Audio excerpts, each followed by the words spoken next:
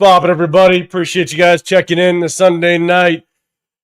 I think we all kind of predicted. We all kind of knew the game was going to kind of play out the way that it did. We'd lose 17-24. The Broncos basically ran the table the entire game. I don't think at any point in the game I thought that we had a chance at winning or even coming back or making this a game. I think they just kind of slowly, methodically, the Broncos just continue to put points up on the board. We couldn't capitalize on anything, and we consistently made mistakes. And so we're going to break this game down, kind of go over the winners and losers. Definitely ask some questions to the chat. We got a couple questions that we want to talk about here, but at the same time, check in with you guys, see what you think. Obviously, number one, Geno Smith goes down. Kenny Pickett comes in. He does his thing. We'll talk about that. We'll talk about, is it time for Kenny Pickett to kind of get his opportunity based on what we've seen with Geno so far.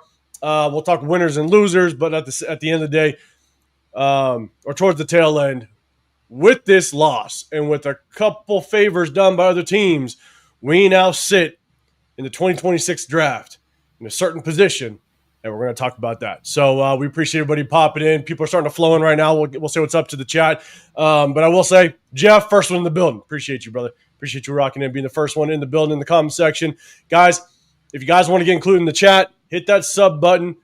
We do a sub-only chat just to show our appreciation, so we definitely appreciate it, but we'll say what's up to everybody else. But, man, Severe, hey, how was the weekend? How you feeling? How was your Sunday? Yeah, man, feeling all right, man. Feeling all right. You know, it's another, closer to that number one pick. Actually, I like where we're at right now, though. I like being number two. I kind of like being number two because, then – it takes a little pressure off you. It takes a little pressure off you, whether it's Mendoza or Moore.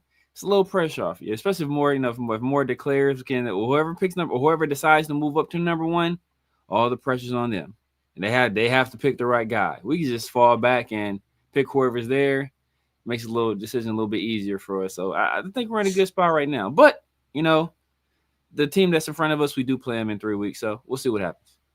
I know we're gonna do a deep dive, just kind of being at the second overall pick, just kind of how we feel about that. Obviously, there's the game that Mendoza had. Ty Simpson was playing over this yesterday, so we're definitely gonna talk about kind of where we sit. But we're gonna chop it up about this game. We're gonna talk winners and losers, kind of some of the main takes from this game. We're gonna ask a couple questions to the chat, so guys, get ready for that. One thing I do want to say is, hey, shout out to everybody. We had an event yesterday. Spicy Raider, she put together an event. Did a really good job. Good showing. A lot of people went ahead and popped through. Shout out to Fu Chris for showing up, man. Got to link up with him, chop it up. But coming all the way from Australia, shout out to Afakasi. He was able to show up. Man, we sat there and talked for a couple hours, man, and it was good. It was good to kind of see him in person, face-to-face, and chop it up. So shout out to him. And look, the one thing, as much as our Raiders have not had a good history, the last, couple decades, our fan base is definitely kind of been torn apart for a while. I think this is probably the closest we've been all together in just one movement of, I think we all kind of want a top draft pick for the most part, not all, but I think the majority. The one thing that I love about doing this is, meeting guys like you, Severe, like Chris, but also when you go do these events, never in my life would I thought a guy from Australia comes over and you kind of just, through just doing this content, creating stuff, being on YouTube, you actually can link up, have a conversation, and, just put names to faces. And so this is definitely one thing outside of just how bad our Raiders are. This is definitely one benefit from doing this thing, is just kind of creating that community and kind of having that, man. So I had fun yesterday. Had fun, and shout out to everybody that was able to pull through and rock out. But man, this game was rough. We're gonna dive into it. But let's say what's up to the chat. Dominic in the building. What's going on, brother? Appreciate you. Dank D is in the building as well. Appreciate you rocking here with us. Jeff, man, we said what's up to you, man. First one in the building. Appreciate you. What up, Dre? What is happening, man? LS, make sure you're a part of the team. Double tap. Yes, sir. If you guys can, double tap that screen. It just basically hits the like button. We definitely appreciate it. We hit you guys on Sundays after the game, whatever game we played, Monday night, Thursday night. We hit you up after the game. We also break down game film on Wednesdays. And be sure, check in with us in the offseason, because we do a little bit. We have a little bit of fun. We'll start them, bench them, cut them. Y'all know, we have a little bit of fun. Some blind rankings, but at the same time, we're going to try to break down some game film of some of these top prospects that are going into the draft. And man, if we get a top pick, not only is that a hell of a pick in the first round, but that's a hell of a pick every single round thereafter. Second round, third round, it definitely puts you in position to really make some moves and do some things. And so we're going to break down some game film, at least try to in the offseason. So definitely tap in with us. But LS, man, I appreciate you rocking Art in the building as well. What's happening? Lunatic in the building. What's going on? We go into this 20. This Whoa. 5. Don't get ahead of yourself now. Don't jump the gun there. Don't get ahead of yourself. 2035, man. Hey, hold your horses on that one. All right. Let's see. We got Johnson Studios. What's going on, man? Trade the first pick. All right, man. We're going to talk about it towards the tail end. For sure, man. Appreciate you rocking with us. All right, let's see. All right, appreciate everybody in the building. Again, double tap that screen. You got the Severe Raider. I'm 805 Raider Real Talk, Raider Nation. That is my channel. We also got Chris is usually with us, Protect Show Podcast, but he is living his best life. He's doubling up on those cruises, man. Shout out to him. Keep doing it, man. I wish I was on a cruise and not watching this goddamn team half the time. You know what? I need to get Chris's connect on these cruises because Pete Carroll's going to need something to do next year when he's not our coach anymore. So that's going to be. Yeah, and we first got to get him we first got to get a hold of his FanDuel bookie, man, whatever it is, man. Hey man, hey, that's step one in the process. That bookie made a call today. Whoever it was, sure he caught. You saw the red phone ringing on the sideline. Like, I'm telling you what time it is. Man, Jeff, you're saying KC missed a field goal. Hey, I got the under in that game. I think it was 44. Man, we'll see how that pulls off. But hey, that's Houston. They're kind of we got them coming up in a couple weeks here as well. So that's going to be really interesting. But look, guys, remember, hit that sub button if you guys want to get included in the chat, man. We're going to chop it up about this game. We lose 17, man, 24. Look, fun fact about this game, and Severe, we were talking about it in backstage right before we jumped on, is the funny part was at the very end of this game, there was a delay game penalty that kind of moved the ball into field goal range. The over-under was a very interesting number, and Pete Carroll decides to trot the field goal unit on the field with, I believe, 4 seconds left to put a little extra time on the clock. We go ahead and kick that field goal. Last time I checked, it's pissed off a lot of people putting some money on the game. The over-under was 40.5, and we just squeaked away and put that thing over 40.5 to get it to 41, man. I'm telling you, I've been betting on sports a long time, and it is wild how good Vegas is. I will say, like, not just in this case, but how, like, Vegas is so damn spot on. The amount of times that I will do prop bets, and I shit you not, I will lose or win a prop bet by by basically a yard. Yeah. And I just don't know how they are just that damn good, or do we throw that fun word out of rigged a little bit? But before I say that, man, it's very wild. What's your thoughts on it? And chat, let me know too. Yeah, man, Vegas just happens to be just so right. So no, man. I'm not a conspiracy theorist. These people, they obviously know some of the they're some of the smartest people, in the world when it comes to this kind of thing. And there's like literally like billions of dollars riding on them being, right or wrong. So are there situations where, that they nudge things in certain directions? I'm sure, but overall, you at least have to be pretty close for it to happen one way or the other. So, but the fact that we actually kicked that field goal, that was just like, that was unfathomable. Like, that is very suspicious. Like, that is because there's no time's going to be left on the clock. You had 4 seconds. So in order that you'd have to kick the field goal, recover an onside kick, and Hail Mary and 4 seconds, like, it was never going to happen. So the fact that he kicked it, like, it was pointless. It was pointless unless you're like, you just want to give Carlson some reps or something like that. But other than that, it was pointless. It really was, yeah. And like, to your point, like, maybe you want to get Carlson kick a field goal. Obviously you can get a little bit of momentum, a little bit more confidence if you make that field goal, but there was no reason to kick that field goal. You take a knee, you get the hell out, and you move on. You lose, 14-24, but I'm telling you, Vegas is good. I don't know, and I'm with you, right? They got as a practice kick. yeah. The analytics that they have working for them is wild, but at the same time, you never know. They obviously got access to maybe some people. Push, nudge, yeah.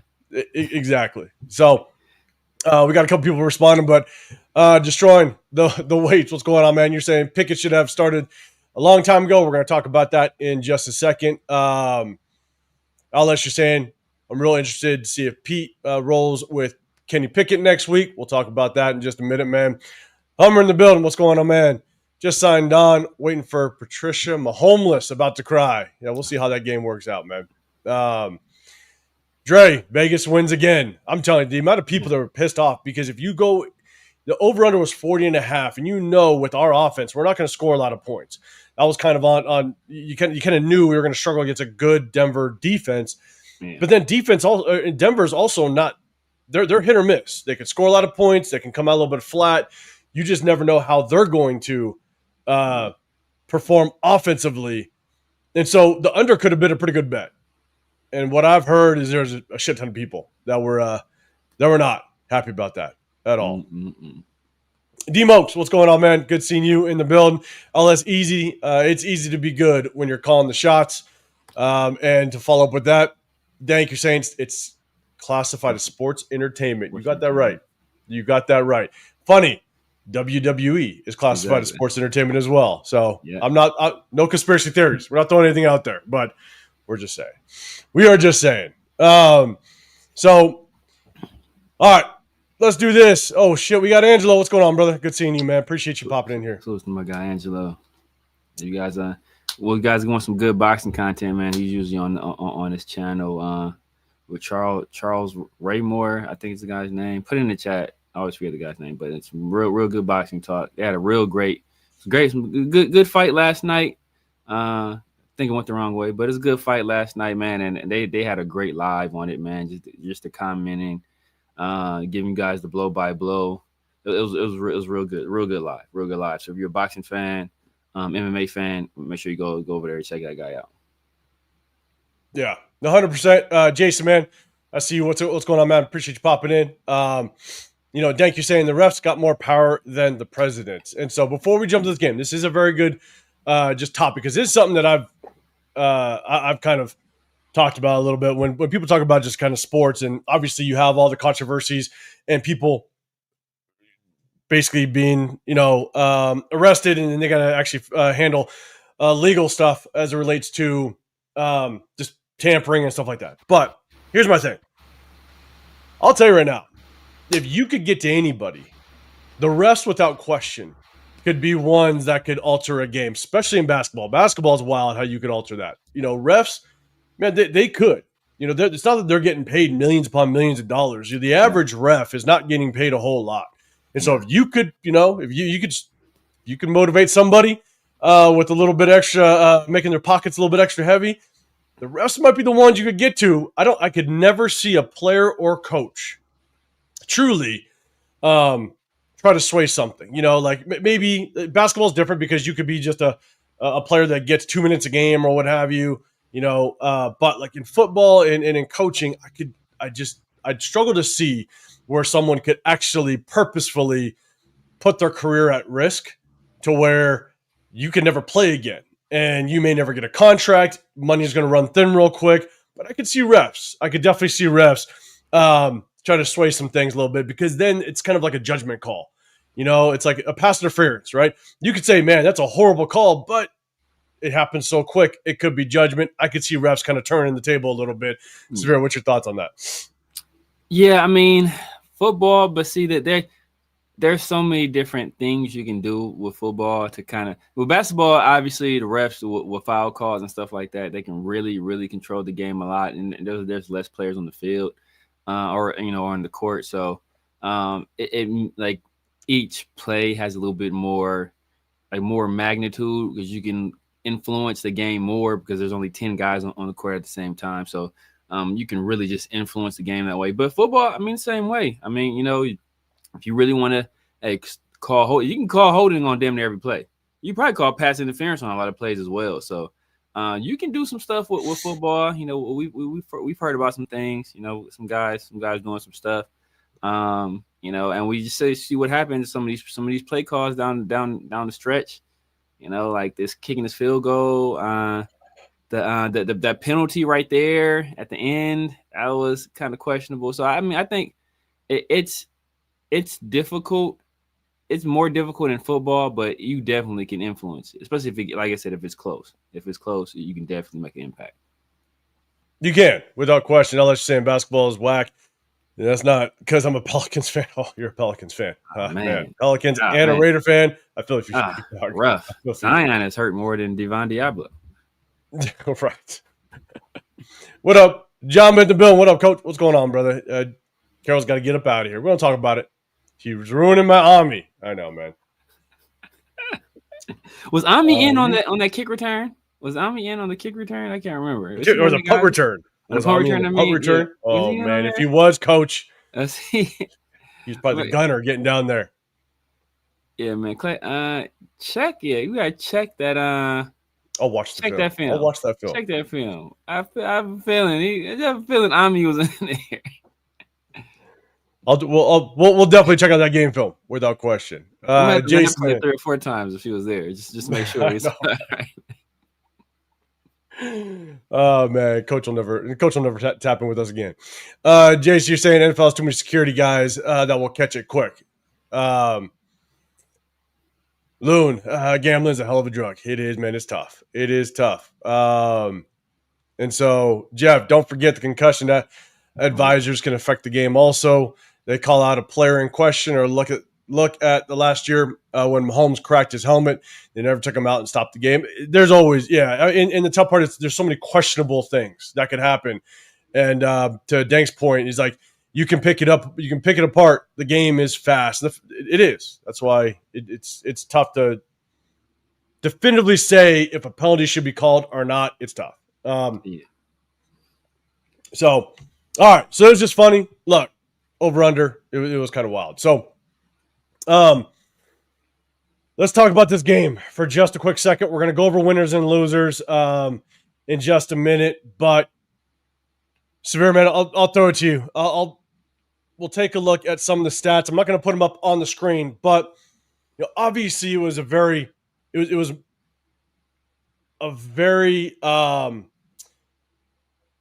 unbalanced game when you talk about the time of possession. Yes. And that's where it's tough, right? Yeah, the time of possession. And I'm going to I'll show it right now. I'm not going to show it. I'm just going to say it. The time of possession was 39 minutes for the Broncos, 20 minutes for us. They almost doubled our time of possession, basically doubled our time of possession. The Broncos did a hell of a job of methodically moving the ball downfield. We continuously outside of that very first drive, we just couldn't move the ball in any convincing way, right? And so time of possession was rough, but it really forced just kind of how the game was going to be played. And this is the reason why towards the second half of the game, we really didn't see much of Genty. The running game started to fall off. We didn't really try to run the ball at all. It took Genty out of the game. And so with that time of possession, man, what's your initial thoughts? Just kind of how the flow of the game went and give us kind of a rundown of your feeling of the game. Yeah, man, it's, same old Raiders, the same offense coincidentally, we get rid of our offensive coordinator. Offense looks exactly the same, right? Remember, we hear all the complaints about, Brock Bowers, he's not getting targeted enough. Why isn't Brock Bowers getting these targets? How many targets does Brock Bowers have this game? He had 5.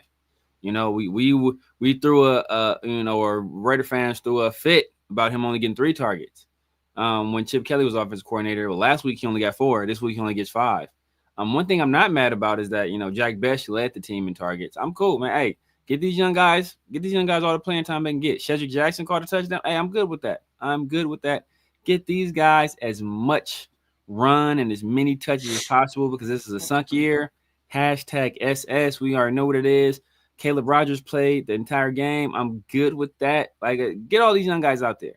The Broncos did most of their damage. It's like they're two like really big drives. So it was like I think it was the first drive of the game, and was it their first drive after halftime? I believe. I think just between those two drives alone, that was like 16 minutes plus time of possession. So you know that they essentially on those two drives by themselves had almost as much time, possession of the ball as we had the entire game. So you know it's hard to get any kind of offensive rhythm going.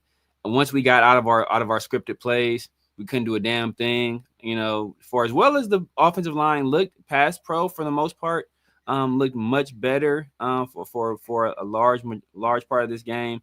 You know, Genty still couldn't do anything in the run game. You know, he's being greatly outproduced by guys that were drafted much later than him, undrafted guys too.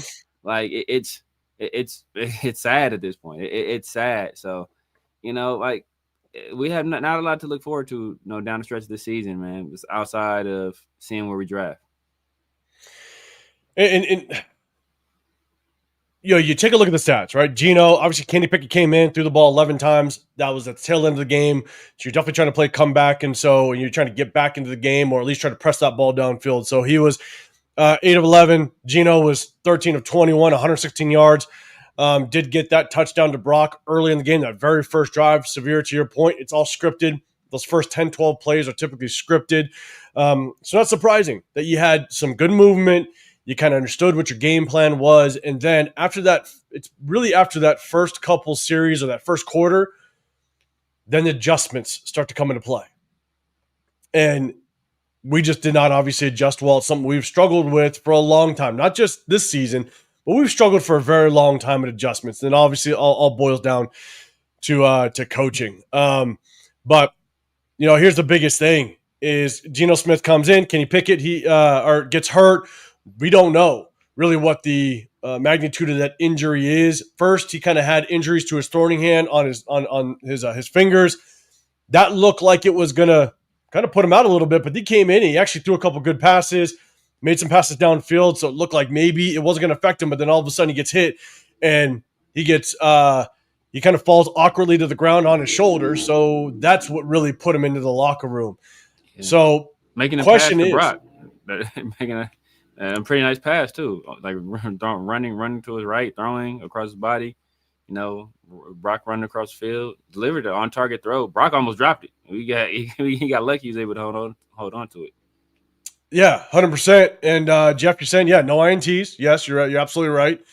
Our white 3 drives of almost 9 minutes. Man, that many. Whew. I know for sure it was 2. It was 3. That's crazy.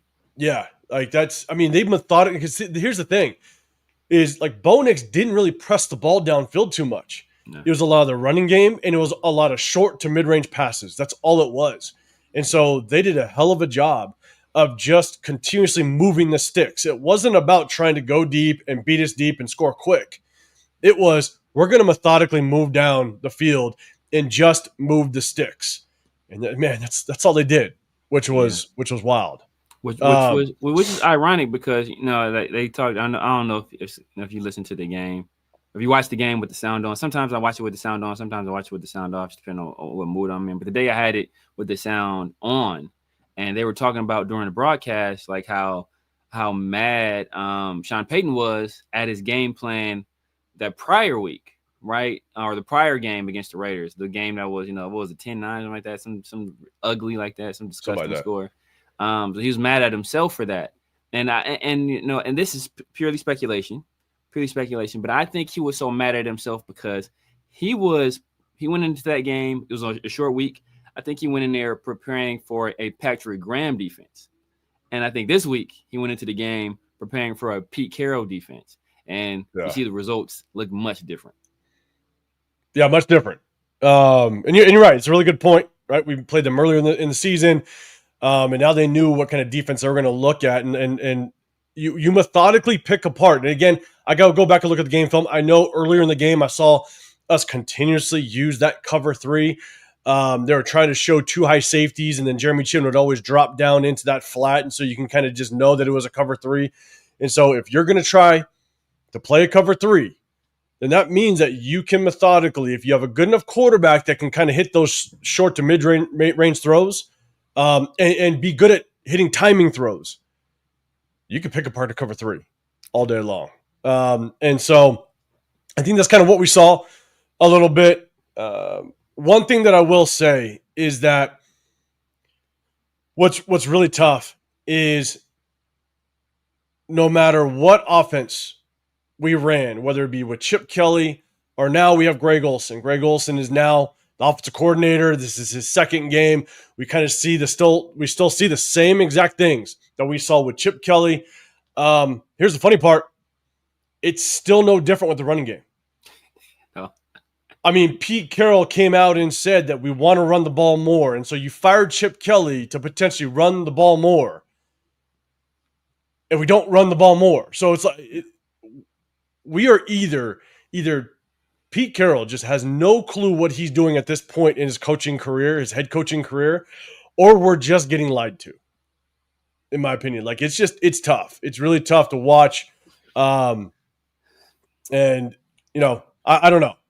We'll kind of see how that plays out. But here's the question, guys. I'm going to get to just a little bit of the chat, some of the comments. But, guys, think about this, and Severe, think about this is by the time we kind of get through these the quarterback talks, or before we go on to the running backs, gonna ask the question. Chat, let me know. I'm gonna read off some of these chats. But do you think it's time for Kenny Pickett to actually get the start? Obviously, Gino goes down. We'll see just kind of what the injury looks like. I mean, it's a shoulder injury. I think it was on his throwing arm, so that definitely can play a role as to whether or not he's going to come back. But I'll throw that question to you, Severe, in just a second. But LS, you're saying Pete Carroll is donating stem cells to Gino first recovery as we speak. Maybe. You never know. He's going to do whatever he can to get Gino back on that field. Jeff, Bonix 31-38. That's a great day for a quarterback. LS, you don't need to stretch the ball downfield to beat us. How many times RJ Harvey's open for the check down? Both check down, I think he purposefully was trying to really look for these running backs in the shallow routes, because if you could hold those flat defenders, and if they're trying to come down from the safety position like Jeremy Chin was at times, if you can hold those slot defenders or those flat defenders, that just gives the running back time to catch the ball and have room to turn and make a move and get some space. And so, yeah, it's tough. It's tough. I'm not a big fan of that cover three consistently as a base defense. No. Young DB, mock draft season. What's going on, man? I know. It is. We see Alec M in the building. What's going on, brother? Appreciate you popping in here. All right, guys, let me know. Here's the question before we go on to the running game, and we're going to go winners and losers on offense and defense. Chat, let us know. Is it time to see Kenny Pickett? But Severe, I'm going to throw it to you first, man. Do you think we should see Kenny Pickett? Let's see. Let's say Gino can go. Let's see everything's healthy, what have you. Do you think it's time to give Kenny Pickett a chance? Doesn't matter either way to me. It doesn't matter either way to me. I think people are getting real excited about Kenny Pickett producing in garbage time when essentially the game was over. They're seeing a lot of softer coverages. And even then, right? Like there's some of this, like his decision making is like he's a buffoon. Like he scrambles to get a first down, and you're trying to preserve clock, but you don't get out of bounds. It throws a pass in the middle of the field. Like, what are you doing? Like, we got bailed out on the Tyler Lockett one, but I think it was a pass before that. He throws the ball in, like dog. Like, what are you? Like, you're an idiot, bro. How long you been in the NFL for, bro? You don't know how to manage the clock in a 2-minute drill? It's ridiculous. So I just think either way we're gonna lose. The storyline is a little more interesting if it's Kenny Pickett going back to play the I think it's the Eagles next, right? Kenny Pickett going back to play the Eagles. Yeah, Kenny Pickett revenge game, two glove Kenny out there about to get his ass whipped anyway. But two glove Kenny out there, versus Jalen Hurts. I think that would make for a little bit more interesting storyline. But either way, bro, it's like is pick your poison. How do you want your ass whipping? With this guy or this guy? Like it's gonna be the same either way. And I'm with you. I'm gonna kind of give you my take on it. Hummer saying yes, Pickett. What up, Brandon? What's going on, man? You're saying whatever happened to the days of the 4-3 or 3-4 being a base defense. Yeah, but remember, that's the alignment. You could drop into any coverage you want out of any front, but we love that 4-3 defense. I'm actually a big 3-4 defense guy. I love the 3-4, but we've been a 4-3 for a long time. Long time. Alex saying Kenny Pickett, no world beater either. Dre, you're saying Kenny knows we need to lose Severe. Jeez, he knows the mission. He should be him and you know, I mean, Dylan Farm just knows man. suck, but investigation. He didn't go out of bounds. I was like, oh, bro, this somebody need to subpoena his bank accounts. Man, Mr. Seaport City, what's going on, man? All right, you're saying hell no to Pickett. He might win us a few games. We need to lose right now. No, my God, no. You see, people don't know. People don't remember Kenny Pickett. That's the thing. You think this little garbage time stretch is some indication of what Kenny Pickett is? It wasn't even great in that, to be honest with you. Like I said, soft ass coverage, a couple big plays to Brock, one big one to Shedrick, and then makes everything else look okay. Then he take like 2 sacks. Then he take 2 sacks in garbage. Like, he take 2 sacks in garbage time, right? Like come on, wait.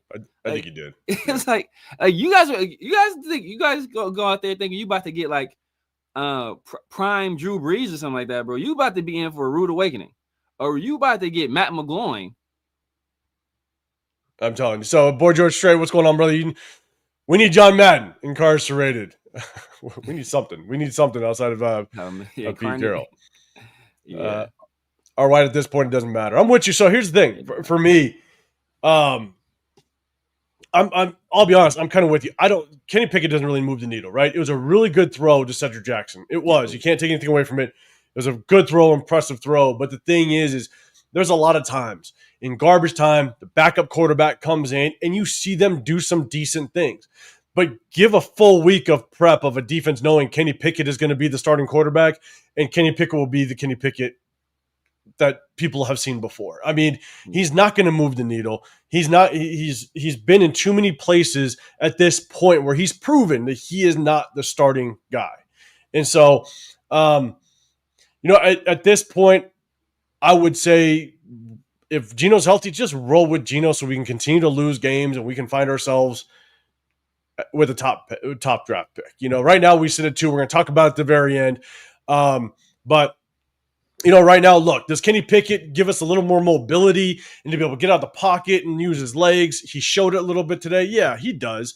Geno Smith doesn't do a great job of moving in the pocket and getting out of trouble, but you could be as mobile as you want. Even Kenny Pickett isn't mobile enough because we're going against the Eagles next week. Even Kenny Pickett isn't mobile enough to get out of harm's way with this offensive line.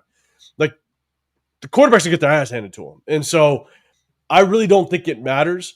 Kenny Pickett isn't even the future. Kenny Pickett ain't coming back next year. I would be shocked if Kenny Pickett was on this team next year. And so the thing is, it really doesn't matter at this point. Play whoever you want, because I do think no matter who plays, they're not going to move the needle. No. They're not good enough. No. And plus, for all the people that want to see Genty run the ball, at this point, it doesn't really matter. You want Genty to get 30 carries a game. So, it doesn't matter who's at quarterback at this point. You got a third of that today, I think, right? I think you got 10, 11 today, 10 or 11 today. So we're about to talk about some running game. And then we're going to go winners and losers. So we'll go Ashton Genty. 10 carries, 30 yards. I'll go to his receptions as well, because I think they really try to get him included in that passing game pretty early on. But 10 carries. During the script. Yeah, you're right. 10 carries, 30 yards. I mean, we could just go back. We'll go R.G. Harvey, a second-round draft pick. Adam Prentice, a fullback, 2 carries for 22 yards. Jaleel McLaughlin, 4 carries, 22 yards, 5.5 average. Tyler Batty, 4 carries, 16 yards, a 4-yard average. We can go back to our running back, Genty, 10 carries, 30 yards. No shot to you, Jeff. You said nothing for Mostert. Mostert didn't get a single carry. The thing is, I think that we abandoned the run, and somewhat of the score kind of dictated that. We couldn't get any momentum whatsoever after that first drive. After that punt return for a touchdown, I'll be honest, it felt like they kind of went in a little bit of a panic mode and just got out of any balance that they showed in that first drive. And it was 10 carries. I could probably go back. I'm going to watch the game film. Did Genty get maybe 8 of those carries in the first half and then 2 carries in the second? I don't know the exact number, but it felt like Genty didn't get any carries in the second half, if anything. So, look, guys, let me know what your thoughts. I know people are already kind of talking about it. Severe, what's your thoughts of the running game? Thoughts of Genty? We're now 13 games in. We're 2-11. And Genty's had one good game against Chicago, 138 yards, I believe he had that game. Yeah. Outside of that, it has been really, really bad play. Not great O-line play, but number 6 overall, you expect something. So, man, what's your thoughts on the run game so far? And I'll get to the chat here in just a second. I mean, as you said it, so eloquently, I was always trying to find a way to put it, but you put it perfectly. When you're drafted that high as a running back, you got to make your own magic, right? You got to make your own magic. How many times have we seen those guys, those elite guys, those special guys, those, quasi or generational guys? How many times have we seen them? Hey, you know what? Make some guys miss, hit a guy with a spin, juke a guy, get 10, 15 yards, right? How many times, like even when we see Genty like make a play, it's like him like rumbling and like breaking a tackle, and like that's the only time we see him do anything. Like that's not this ain't Pop Warner, bro. Like that's not going to work over consistent, or if it does work for a short period of time, you're gonna be out the league in a few years. It's like he's in the wrong scheme. We got to get him out of the zone scheme. We got to get him in the power scheme. We got to get him dedicated rushing lanes, because he's just not seeing it. He's not seeing it, and we see it time and time again where he's not making the proper reads on these runs, and he's leaving lots of yards on the field. So even though our offensive line hasn't been great, there's been plenty of occasions. You guys can go back and look at our lives and look, and like 805 breaks it down brilliantly. He shows you all these instances, what a running back should be looking for, what's actually there, and what Genty actually does. And if this was anybody else, if Zamir White, if Raheem Mostert, if anybody else was doing the things that Ashton Genty is doing, you guys would be apoplectic about it. But because you guys are working off the assumption that Ashton Genty is special based on nothing he's done in the NFL, nothing he's done athletically testing, based off what he did in the Mountain West, you guys are giving him the benefit of the doubt, which is fine. He's a rookie. Give him some time. I'm not saying he's a bust, but don't spare him from any criticism, especially when he deserves criticism. So, and I'm with you. Here's the thing. In Central Coast, Russ, what's going on? Appreciate you popping in. You said Genty a bust, or is it the O-line?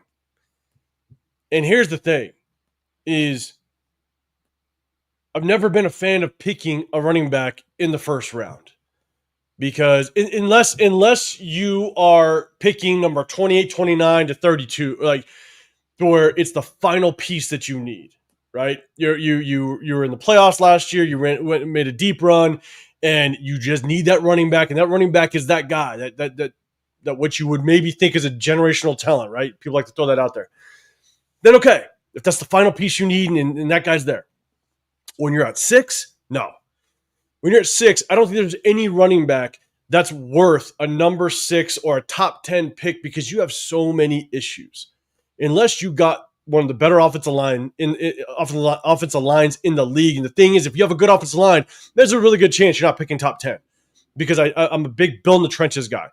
But the thing is your question's perfect. Genty a bust, or is it the O-line? The thing is that if it's the O-line, then once the O-line, if you're giving Genty that excuse that the O-line's bad, so Genty's bad, well, then the moment the O-line is good and now he starts to see success, then guess what? You could have picked a third-round running back and you would find success as well.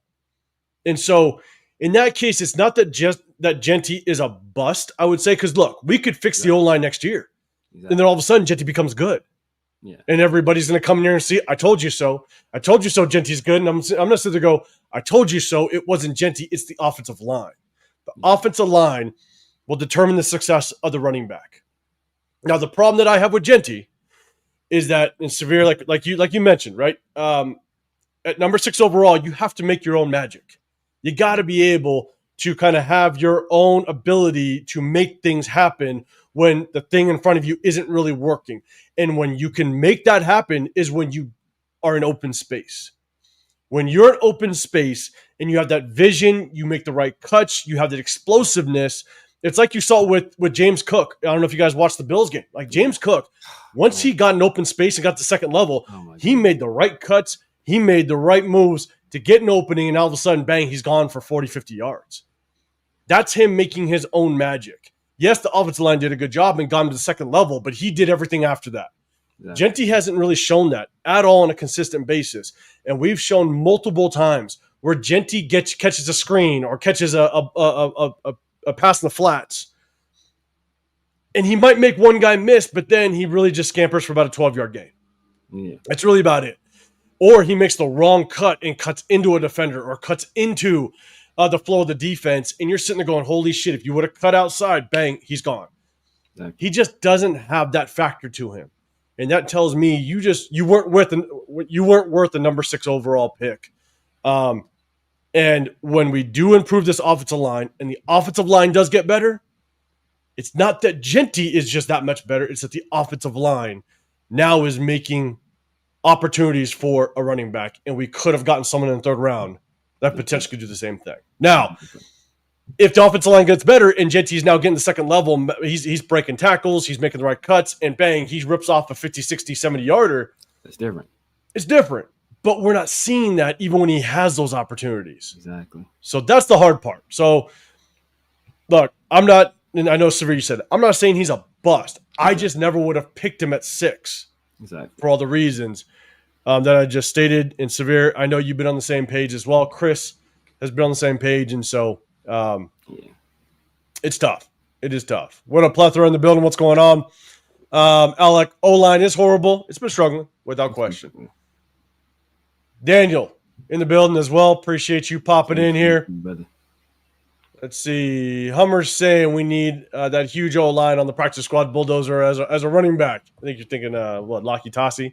Probably, yeah, Laki Tassi. Yeah. Hey, when you see those rugby highlights, it's a wild thing. It's a wild thing. Yes.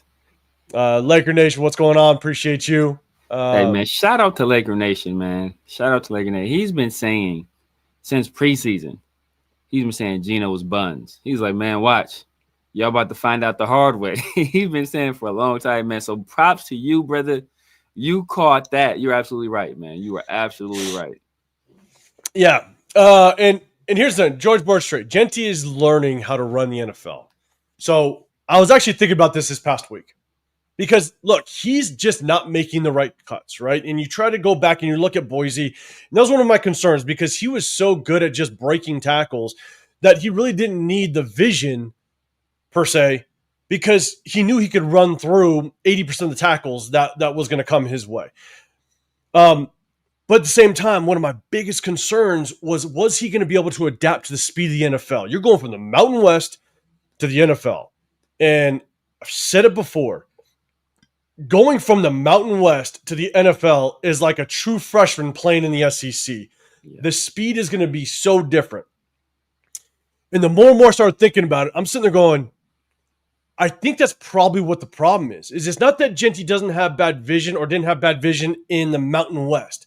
Exactly. It's just that the speed is so fast, he's not processing it quickly enough. And I think that's where the hang-up is. And that was one of my biggest concerns with him was he going to be able to adapt to the speed of the NFL? And I think that's probably what the issue is, because we've shown it multiple times. He doesn't make the right cuts. He doesn't see the hole develop properly. And part of that could be he's just not processing the speed of the NFL. And the more and more I start thinking about it, I was like, holy shit, that might be a big problem. And not to say that he won't adapt, or learn. But Mm. man, I think that's a big issue. Severe, what's your thoughts on that? No, I completely agree. It's a speed of the game. Not only the processing, so you have to make these decisions much, much faster, but it's almost like some of it is when you're like, if you ever played, like, anybody hear about an athlete that's been in the sport for a particular amount of time, and they talk about when they knew it was time to hang it up, and it's like when they would see a play there, but their body couldn't make the play. And I think there are some times where he'll see a lane, and a lane that if he was at Boise in the Mountain West, he'd be able to get through there. He was fast enough to get through there. But in the NFL, he's no longer fast enough to get through there. So he has to adapt. And that right there, that's something I don't think he can fix, right? Unless he drops weight, which is going to harm other parts of his game, his tackle breaking. But like, just being able to see these openings and beat a guy through a hole, or like outrun a guy to the edge. Like, you have to be able to do that in the NFL, especially if you were back picked in the first round. And he doesn't have that gear. It's just not there. You see, I mean, people talking about, somebody said, like, making people miss in the backfield. I saw Travion make a defensive player miss in the backfield, put 1 foot in the ground, get vertical, touchdown, right? Like, that's what, like, special athletes can do. And Genty is just not that level of an athlete. And he's never going to be that. So, he has to, he's Ichiro Suzuki. I said, he's never going to be, he's not going to be, Barry Bonds or Shohei Ohtani. He's not going to be a kind of guy that's going to hit home runs. He's going to get on base and make contact. Okay, you can still be a very good player making contact, hitting doubles, hitting for average. You can still be a very good, and that may just be what he is, just a guy that's going to hit for average. Yeah, 100%, Alec, man. Our tackling was bad. We're going to talk about the defense here in just a second. Got a Broncos fan in here. Mile High Grow, what's going on? Appreciate you coming in here. 42 years, Mile High Grow. 42 years. Matter of fact, I made a comment on my last show. 42 years. I think the Raiders won the Super Bowl. I think it was a Super Bowl against the Redskins. I think that was the last one. It was Super Bowl 18. That was played January of 1983. Thriller came out November of 1982. Thriller was a new album when the Raiders won the Super Bowl. People were listening to Thriller like, this is some of the best music I've ever heard in my life. Like, this is some great stuff. This disco rock fusion is amazing. Like, that was happening at that time. Like, it's crazy. And we're about to be Super Bowl 60 this year. We won Super Bowl 18. And here's the thing, is I'll always know when the last time we won a Super Bowl until we win the next one. I always know when the last time we won it because I'm 42 years old. So we won it the year I was born. And so it's like, always, I know that math. I can math that math. So it's like, yeah, it's been brutal. It's been brutal. I have never seen one, and it's tough. It's tough. But C-Pole, man, you're throwing out a super chat to Severe, man. Severe, if you want to read this one out. He said, my 14-year-old nephew can read the Raiders offense pre-snap. That is great. Maybe you should have your 14-year-old nephew get with Aston Genty, because it's been several times he can't read his own offense pre-snap, and he's ran the wrong way or made the wrong cutback or took the wrong lane. So maybe have your 14-year-old nephew call Ashton. They have a conversation. Maybe he can iron out those issues, because obviously he's got to figure it out, and our 6th overall pick doesn't. I'm with you. It's tough. Art White Genty doesn't have the speed. And it's so funny because when I said this in the offseason, that one of the things I just didn't think he would have the breakaway speed in the NFL. Everybody would point to the Oregon game. Every single person was like, but no. But did you see him against Oregon where he broke off for like a 60-yard? I'm sitting there going, okay, that's fine. But if you look at the body of work, I was like, I don't think he's got the break. I didn't think he'd have the breakaway speed in the NFL, and he hasn't shown it at all whatsoever. The one long run that he had, he broke the last tackle against the safety, and nobody else had an angle on him, and he only had about 20 more yards to run. Yeah, and so it's like he's basically had one long run at this point, and we're 13 games in. Yeah, 13. And that's why I told people a lot of his runs at Boise were not him outrunning people or him making a move on somebody, and it was him breaking a bunch of tackles. And then by the time he breaks all these tackles, there's like nobody left to tackle him in the backfield. So then he just runs, right? So it wasn't like he was like doing something. His tackle breaking was amazing. His contact balance was amazing, right? It's still good in the NFL. Obviously, it's not quite to the same level, but it's still been pretty good. You can see it in certain runs where he's making some guys miss or falling forward and getting some extra yards. So it's still pretty good in NFL, but obviously it's not going to be to the same level. So he's not going to have that same kind of success. And the difference between being a great player and being like a backup in the NFL is like 5-10%, right? You make 5-10% more production. And that takes you from being a great player to a backup. A guy that's passing for 60%. That's a guy, okay, he can be an NFL starter. A guy that's throwing for 50%, he's on the bench somewhere. So like that 10% makes a difference. And, like the 10% right now is the difference between him doing what he was doing at Boise and what we're seeing him do now. Yeah, no, I'm with you, Terran Jack. What's going on, brother? Appreciate you popping in here. LS Shador looks better than Geno ever had, though. He had a good game. Without question. I didn't see the game. I tried to watch a couple of his highlights or just like the touchdown passes. I think he ran one in as well. So he had a good game. I'll give him that. And Franklin Sinner said, I wanted Sanders at 6. Not going to lie, even though that may have been a reach, also quarterback is a position to take high. Yeah. Not a fact. And here's the thing. Once he got to the third, I think 805 said it. Once he got to the third, man, it's like, why the hell not at this point? I mean, I was sitting next to Leo and Fu Chris he liked Shador without question. And I had my concerns. I thought he was going to be a project, but I did not want him at 6. But as soon as he got past the third, I'm sitting there going, we need some help at the quarterback room. I'll let him sit for a season or two and learn. I mean, I would have pulled the trigger easily in the 4th, but obviously we didn't. But he had a good game, right? We'll see just kind of how he plays out and how it continues to roll with him. But he definitely had a good game. Won't take anything away from him. Yeah, definitely. Lucio in the building. What's going on, man? 49ers or Falcons? Not sure what you're talking about, but I appreciate you rocking in here. Hold up, George. Boy, George Strait. Josh Jacobs was second that year in Offensive Rookie of the Year voting, and many people felt he was robbed because Kyler won it. They felt that the only reason they gave it to Kyler was because Kyler played the quarterback position and Jacobs played the running back position. So he didn't take a season to figure it out. He figured it out pretty quickly. If I remember, you're right. And here's the thing: it's not. And the thing is, like with Genty, oh no, it's tough. Like, look, we could improve this offensive line, and then he can all of a sudden just be a good running back for us. You know what I'm saying? But either way, I just don't think it's really going to justify taking him at 6. And I hope moving forward, at least everybody that kind of rocks with us, we've kind of proved that picking a running back this early when you have so many other needs isn't the best thing in the world. It's not. It just doesn't really work out too well. We'll see what happens. What up, Rafa? Appreciate you throwing a super chat out there. Appreciate you, man. Guys, make sure you guys go hit up Rafa. Make sure you give him some support, man. Always doing some lives, man. You're always doing lives, man. I appreciate you throwing a super chat out there, man. LS, yeah.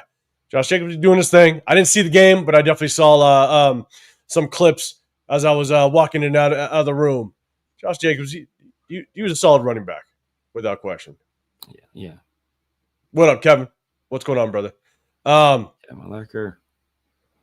All right, so let's do this. Let's talk about receivers. All right, today, and we'll do some winners and losers after this, but let's rock out some stats real quick. Jack Besh, 6 receptions, 50 yards. Brock Bowers, 4 receptions, 46 yards with the touchdown. He got in that end zone. Tyler Lockett, 3 for 41. Cedric Jackson got that lone reception, but it was a 25-yarder for a touchdown. Trey Tucker, 2 for 24. Ian Thomas got involved a little bit. I think he got involved early. After that, not so much. And then you had Genty. Genty, they tried to get him involved early in the passing game. Got him 2 catches for 8 yards. Raheem Mostert. got one out of the backfield. So Yeah. obviously, guys, let me know what your thoughts are of the receiver core. But obviously, the first thing that'll pop out is you got Jack Besh, 6 receptions, 50 yards. Severe, man, what's your initial thoughts on just the receiver group? We didn't move the ball well, but definitely got some people involved, man. What's your thoughts? We got some people involved. I mean, we got Bowers the ball early on the touchdown pass, and I think that was our first drive of the game. And then he didn't get another reception until the third quarter. Not another reception. Scratch that. He didn't get another target until the third quarter. And then obviously Jack Besh, we got Jack Besh involved. I like to see that. I like to see that. A few of those catches, like 2 or 3 of them were like kind of garbage time, but I don't care, man. Get the guy as much time on task as possible. If we ever want him to turn into anything as an NFL player, we got to get him some run. We got to get the ball in his hands, let him kind of get more used to being a part of an NFL offense. We spent a second-round pick on them, so we got to get some return on that investment, especially when there were some guys that I personally liked better than him. One of the guys being a guy that was opposite of him, in the Broncos uniforms, Pat Bryant. So, like, we got to get the guy involved. At this point, there's no reason not to get him more involved. One of the reasons that was speculated why he wasn't more involved in the passing game was because the presence of Jacoby Myers. Obviously, Jacoby Myers hasn't been here for several weeks, and Jack Besh still really hasn't been that involved. So it's no more excuses right now. Get him involved. And I fear the only reason he got as involved as he was today is because Dante Thornton wasn't out there. So, we'll see if that continues once Dante Thornton is recovered from his concussion. Tyler Lockett, third on the team in targets. Why?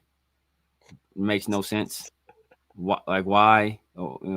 It's like he's 33 years old at this point. He probably won't be in the NFL next year. I'm sure Pete Carroll, if Pete Carroll's in the NFL, he's going to have some say about that. But if anybody else is coaching the Las Vegas Raiders, he won't be in the league next year. Get Shedrick Jackson some targets, right? Is Justin Shorter around? Get Justin Shorter some targets. It's like, why are we wasting our time with this older guy? It does nothing for us now or in the future, to be honest with you. So just give it up already. But by and large, man, like those guys really couldn't have that much of an impact on the game just because like we felt like we were always kind of like behind the 8 ball. And so like it was just hard to make any headway. So we'll see what happens against the Eagles. They have a great defensive line. I don't know what the condition of their secondary is, but if their secondary is healthy, they have a real good secondary as well. So I mean, it's gonna be a tough week for them next week. It is, and it's severe. I'd step away for a second, but. I'm not sure if you mentioned it, but here's the thing: like Jack Besh, good to see him get him involved, right? Got him involved. Here's the thing, though, is like obviously that first catch, I believe it was his first catch, but the first catch was broken coverage downfield. So that it's not necessarily him working to get open. The second one, he basically found a soft spot in the zone. Good job, right? But then after that, all the other catches were basically in garbage time, right? The defense is going to play soft. They're going to play off. They're basically going to give you everything underneath. And so it's not like he's working his way to get open. The thing is, with Jack Besh, again, I like seeing him get involved, but get involved earlier. Get involved when defenses are playing you true to coverage, right? And that's when I want to see him be able to actually capitalize or at least just show he's improving. Yeah. That's the biggest thing. Brock Bowers here. Brock Bowers had the touchdown catch early on, right? He got a couple more catches, but this was my biggest concern. You let Jacoby Myers go, or you don't bring in a true number 1 receiver, they're going to be able to match up Brock Bowers with starting corners, your number 1 corners, and tight ends aren't meant to beat number 1 corners consistently, right? Like Brock Bowers is going to match up and beat a lot of the corners in the National Football League, but when he has to go up against the top corners in the National Football League, it's a tough go. Yeah. And that's what happens when you can't move any other defenders off of Brock Bowers. When all you have is Tyler Lockett and Trey Tucker, Like it's not a recipe for success. And when we let Jacoby Myers walk, I knew this was going to happen. And we're seeing it where Brock Bowers like, look, he's going to get some catches. Don't get me wrong, right? But the way that he's going to get his catches is if you can capitalize it in zone coverage, where he's not locked up one-on-one with a corner or one of their better defenders. And so it's going to be a rough go for Brock Bowers moving forward, and I think it's going to be an even rougher go for Trey Tucker. He had 2 catches, 24 yards. Now Trey Tucker is going to have to work and act like potentially the number 1 receiver, because the one guy that I didn't see out there, and I wanted to look real quick, was Deontay Thornton active today? No, he was out with a concussion. Okay, he was out. That's what I thought. I wasn't sure. And so Trey Tucker has to look and work like the number 1 receiver. We all know he's not a number 1, not a number 2. No. And so this is the position we kind of put ourselves in. And so by not identifying a true number 1 and getting them and working them in and developing them, Brock Bowers is going to struggle moving forward. And so, look, Jack Besh, I'd like seeing him get involved. I love seeing the catches. But man, do that when defenses are playing true to form. When they're covering the field like they're supposed to. Do it at that point, so then we know you're actually developing and you're getting better. The only thing I'll say is, and Severe, I agree, right? Tyler Lockett, him being, getting the 3rd most catches on the team. Obviously, him and Geno have that rapport, so it's not surprising. Tyler Lockett was one of the guys that I wanted to bring in earlier in the season when free agency was going on, because I thought he could have been a good safety blanket for Geno to start out, but that didn't happen. And we picked him up in the middle of the season because we let Jacoby Myers go, which at that point, I don't even know why you bring Tyler Lockett, but whatever. Yeah, exactly. You did it the worst time ever, but whatever. Cedric Jackson, when we did our 53, like our final projection of the 53-man roster, I think you, myself, and Chris, we were kind of like, okay, the 2 guys that were kind of on the bubble making this team was Bachman and Cedric Jackson. Yes. And all 3 of us said Cedric Jackson. Exactly. Because he brings the speed, he's youth, he brings just a different element to this receiver core that can stretch the field. So we thought, definitely give this kid a chance based on the last game that he had in preseason. He looked like he was he could give this offense a spark if we needed it, right? Yeah. Did you see Pete Carroll's presser after? No, I didn't. Pete Carroll. Did he slander the kid? No. He said that it was great to see, and I don't quote me on it, but this is basically what he said. Crazy. He basically said it was great to see Cedric Jackson, get the touchdown, get the catch, because he was the most impressive out of the young players in preseason. He literally said he was one of the more impressive players out of the young players in preseason. I'm sitting there going, wait a second. So this kind of goes back to you moving Jordan Meredith back to guard, because Jordan Meredith had a great season last year at guard. But you're like, let's move him back. Let's move him back to guard after starting him at center the whole entire season. But then you go off and say Cedric Jackson was the best young player in preseason, but yet you put him on the practice squad. You don't put him on the field, or at least in the 53. Like, everything this man has said in Pete Carroll, like everything he has said this season has been so ass backwards to this point. I'm struggling with it. Cedric Jackson should have been on this roster from the start, given the fact that this receiver core has just been struggling. And again, I missed the first couple minutes of what you were saying, but what are your thoughts on that? Yeah, man. I mean, you echoed a lot of what I said. I said a few, Jack Besh led us in targets, but like 2 or 3 of those at least were in garbage time. So, I like to see him, just the fact that he was involved. I love to see him getting involved. This is what it feels like to actually get your hands and make some catches in the NFL. You do want to see him actually, work to get himself open and not be like a soft coverage or broken coverage like a few of his catches were. But, hey, just at this point, I'll take what I can get. A young guy getting the ball in his hands, I'll take it. I will take it. because that's better than the alternative, which is, geriatric Tyler Lockett catching passes from, 35-year-old Geno Smith. Like, I'd take what we got at this point. So, he's the future. Obviously, Tyler Lockett isn't. Probably no other quarterback on his roster is either. So, that's why I don't care about the quarterbacks. But I'd rather Jack Bech be out there. Throw Shedrick out there. He's a potential guy that could be part of the future. Justin Shorter, he's a potential guy to be a part of the future. That's why I said when he was let go, was the kid that was with Tennessee that was supposed to take AJ Brown's spot. Traylon Burks. When Traylon Burks was released, I was like, why don't we make a play for this guy? There's absolutely no reason. First round pick at one point, and absolutely no reason for us not to bring this kind of guy in, because he was thought at one point to be potential number one receiver. So like I want to see some youth. This old people that we're running out here, man. Like this is for the birds. This is for the birds. It helps us.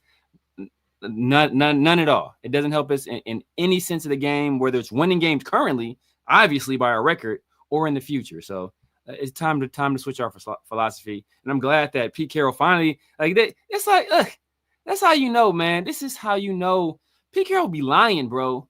Pete Carroll is just a liar. He's a liar, bro. Man. How he came into this, we don't care. Him and SpyTek. SpyTek, you a bitch too. I'm calling you out too, bro, because both y'all said this nonsense about, we don't care.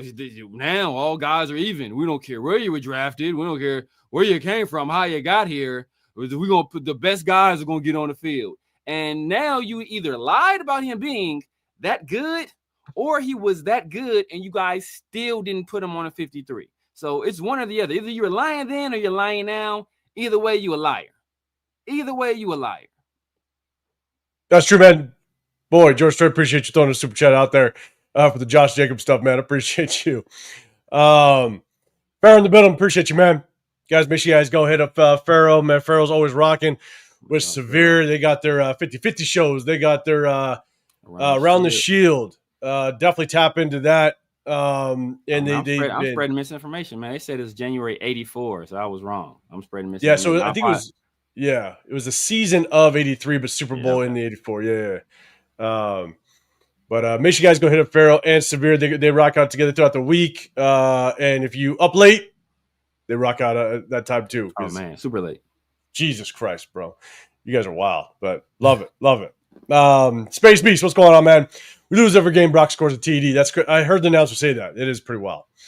Yeah, it is pretty wild. Crazy stat. We've never won any game he scored a touchdown in. Like since he's been drafted. That's crazy. And that just means we lose so goddamn much. That's what that means. Yes. That's crazy. Raider Smoke, what's going on, man? Had to explain to my son why I was happy after the Raiders lost. Oh man, I feel you. Chef, big gang. You said we could have had T-Mac, Henderson, and Shador in the first 3 rounds. That would have been a hell of a. Imagine if we walk away at the NFL draft with T-Mac, Travion Henderson, and Shador in the first 3 rounds.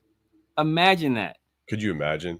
I mean, the line's still bad, but if we didn't mess with the line, if we didn't tamper with it, let them do what they did last year. Obviously, Parham's still a weak link, but they were solid down the stretch of the season before. So, hey, if we get that production out of the line, we'd still been all right.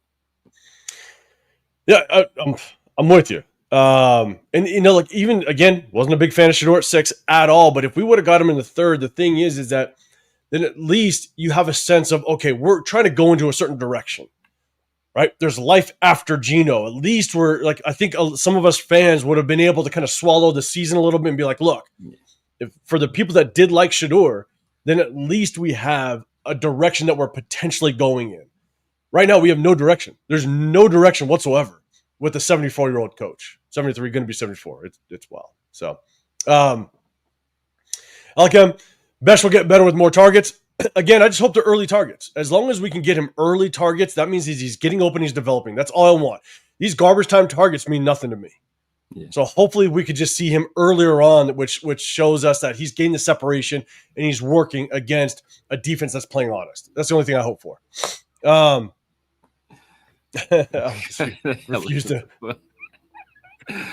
Oh my god. Back to back. Look at that. LS refused to watch all the Dusty Man pressers, and Pharaoh, they just announced that Pete has Alzheimer's. Damn. And, man.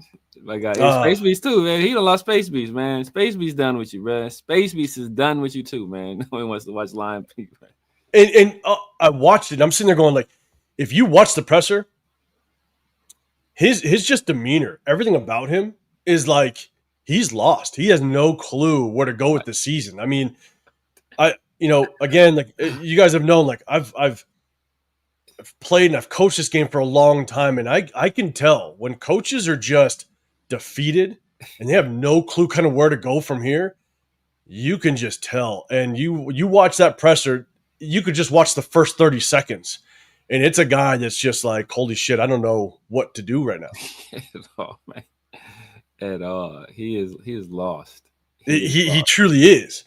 So, I mean, we'll see. We'll kind of see what happens. Chico stay in the building. What's going on, man? You said Raiders need Caleb Downs. I know that's the safety, I believe, for Ohio State.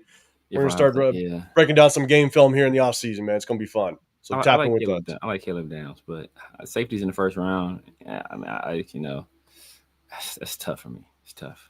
Especially with the amount of needs that we have, right? We got to get offensive linemen. We may need another number one receiver. One thing that I know I've always said is if I address anything in the draft in the first round, the first positions that I look for are the highest paid position groups in the National Football League: quarterback, left tackle, edge rusher, corner, number one receiver. Those are guys who are going to take up the most salary cap. So if you can get those guys in the first round, I'd pull a trigger. That's why I hate taking a running back. Running backs just aren't the highest paid position anymore. And so you want to get that. You want to get that player on a rookie contract with that 5th year option. That's kind of what I look for. So, but man, draft talk might happen pretty soon. Renner Travis, what's going on, man? Jeff in the building as well. Bowers number 1. Tucker could be number 1. Could be a number 1. I don't know if he could be another. I disagree with the number 1. He does have elite speed without question, but you got to use him differently. Trey Tucker's not a number 1 in my opinion. But I just don't think we've done Trey Tucker any favors the way that we have managed this offense and personnel. Like, he shouldn't be treated as a number 1. He should be a number 3 and use him in the ways like the speed, athleticism, get him matched up in one-on-one, get him across the field, beat man coverage, run a lot of pick routes, rub routes, stuff like that, to where you utilize the speed and athleticism. But again, we just don't do that, unfortunately. Yeah, for everybody that's wanting draft content. Oh shit! Still here, baby. It just might happen. If you know, you know. Oh god damn it! Shine this thing up. Shine this thing up. It's waiting. This. It's not too far away. It's not too far away, people. Jesus Christ. That's how bad we've been doing. Severe's just been waiting to just kind of within arm's reach, just bring that thing back real quick. Every loss, I see it sitting right there in the corner. I look at it. That's not funny. yet.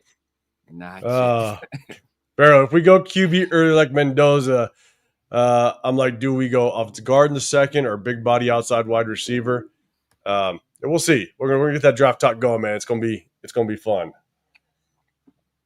What up, DJ? What's going on, man? Okay, so let's do this. All right, guys, appreciate everybody. If you have a comment or question to what we're talking about, hit that hashtag Raiders because it just catches my eye. We got about 170 in the building. We appreciate y'all. Double tap that screen, hit that like button, hit that sub button if you want to get included in the chat. But again, hit that hashtag Raiders. It catches my eye, and I'll definitely try to bring it up on the screen. But you guys are flying, so I definitely appreciate y'all. And so let's do this. We talked about offense. Before we get into the defense, let's talk winners and losers. All right? We're going to go winners and losers just on the offensive side. So chat, hit that hashtag Raiders. Give me your losers on the offensive side. So Severe, kind of go, just think through that. I'm going to give you my losers real quick. Here's my thing. I think losers, basically, I'll go with Gino. Gino just, again, did not have a good game whatsoever. I think that's kind of self-explanatory at this point. The other loser, I think, is Genty. Unfortunately, you give him carries, you give him some opportunities, just doesn't do much with it. You try to get him in the passing game, didn't do much with him. At this point, we got to see just flashes of what a number 6 overall pick should bring to this team, and we're not even seeing the flashes at this point. And so I think Genty is a loser. Yes, offensive line didn't do too well, but you got to see some flashes. And once again, I think the O-line obviously is a loser. As a whole, I do have a winner on the offensive line, but I think outside of my winner, we'll get to that in a second, I think the rest of the offensive line, a lot of pressure on Geno Smith. They weren't doing a good job of consistently opening up running lanes. And I think one of the guys on the Charger or the Broncos defensive line that got a sack was a backup. You know what I'm saying? So we're going against backup guys, rotational pieces, and they're still getting involved and wreaking havoc in the backfield. And so, again, I think the offensive line, the majority, again, there's one winner I got, but the majority, I think, of the offensive line is just a loser. And so those are my winners. We'll talk about those are my losers. We'll talk about the winners in just a second. But Severe Man, what are some of your losers on the offensive side? Stone Forsyth, obviously. I mean, Nick Benito beat him on like just a flat run, just like a flat. He didn't make a move. He didn't like do anything with his hands. He just ran directly past him. It was embarrassing to watch. I was like, it was unconscious. I was like, what am I watching? Dude just ran right past you. It was disgusting.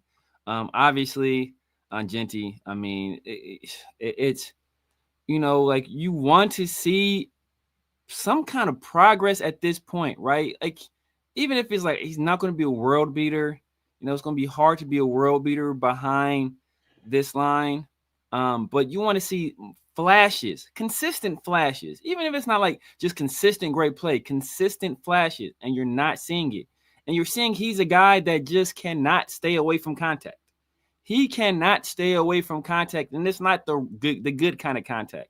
He just consistently gets hit in situations where you would prefer he not get hit, right? You prefer him, hey, make a move on this guy, get around this guy, beat this guy to the edge. But he's consistently taking unnecessary hits. And I thought early in the game he showed some little bit of energy, but as the game went on, he just disappeared. And I think part of that was the play calling, which leads me to my other loser, which is Greg Olsen, because he's a guy that's supposed to set up to be the savior. And, Pete Carroll was, I think operation is going to be much better because Greg Olsen is here and our offense is going to do this. And we're going to have a lot more understanding of the things we're going to do. But we're seeing the exact same offense.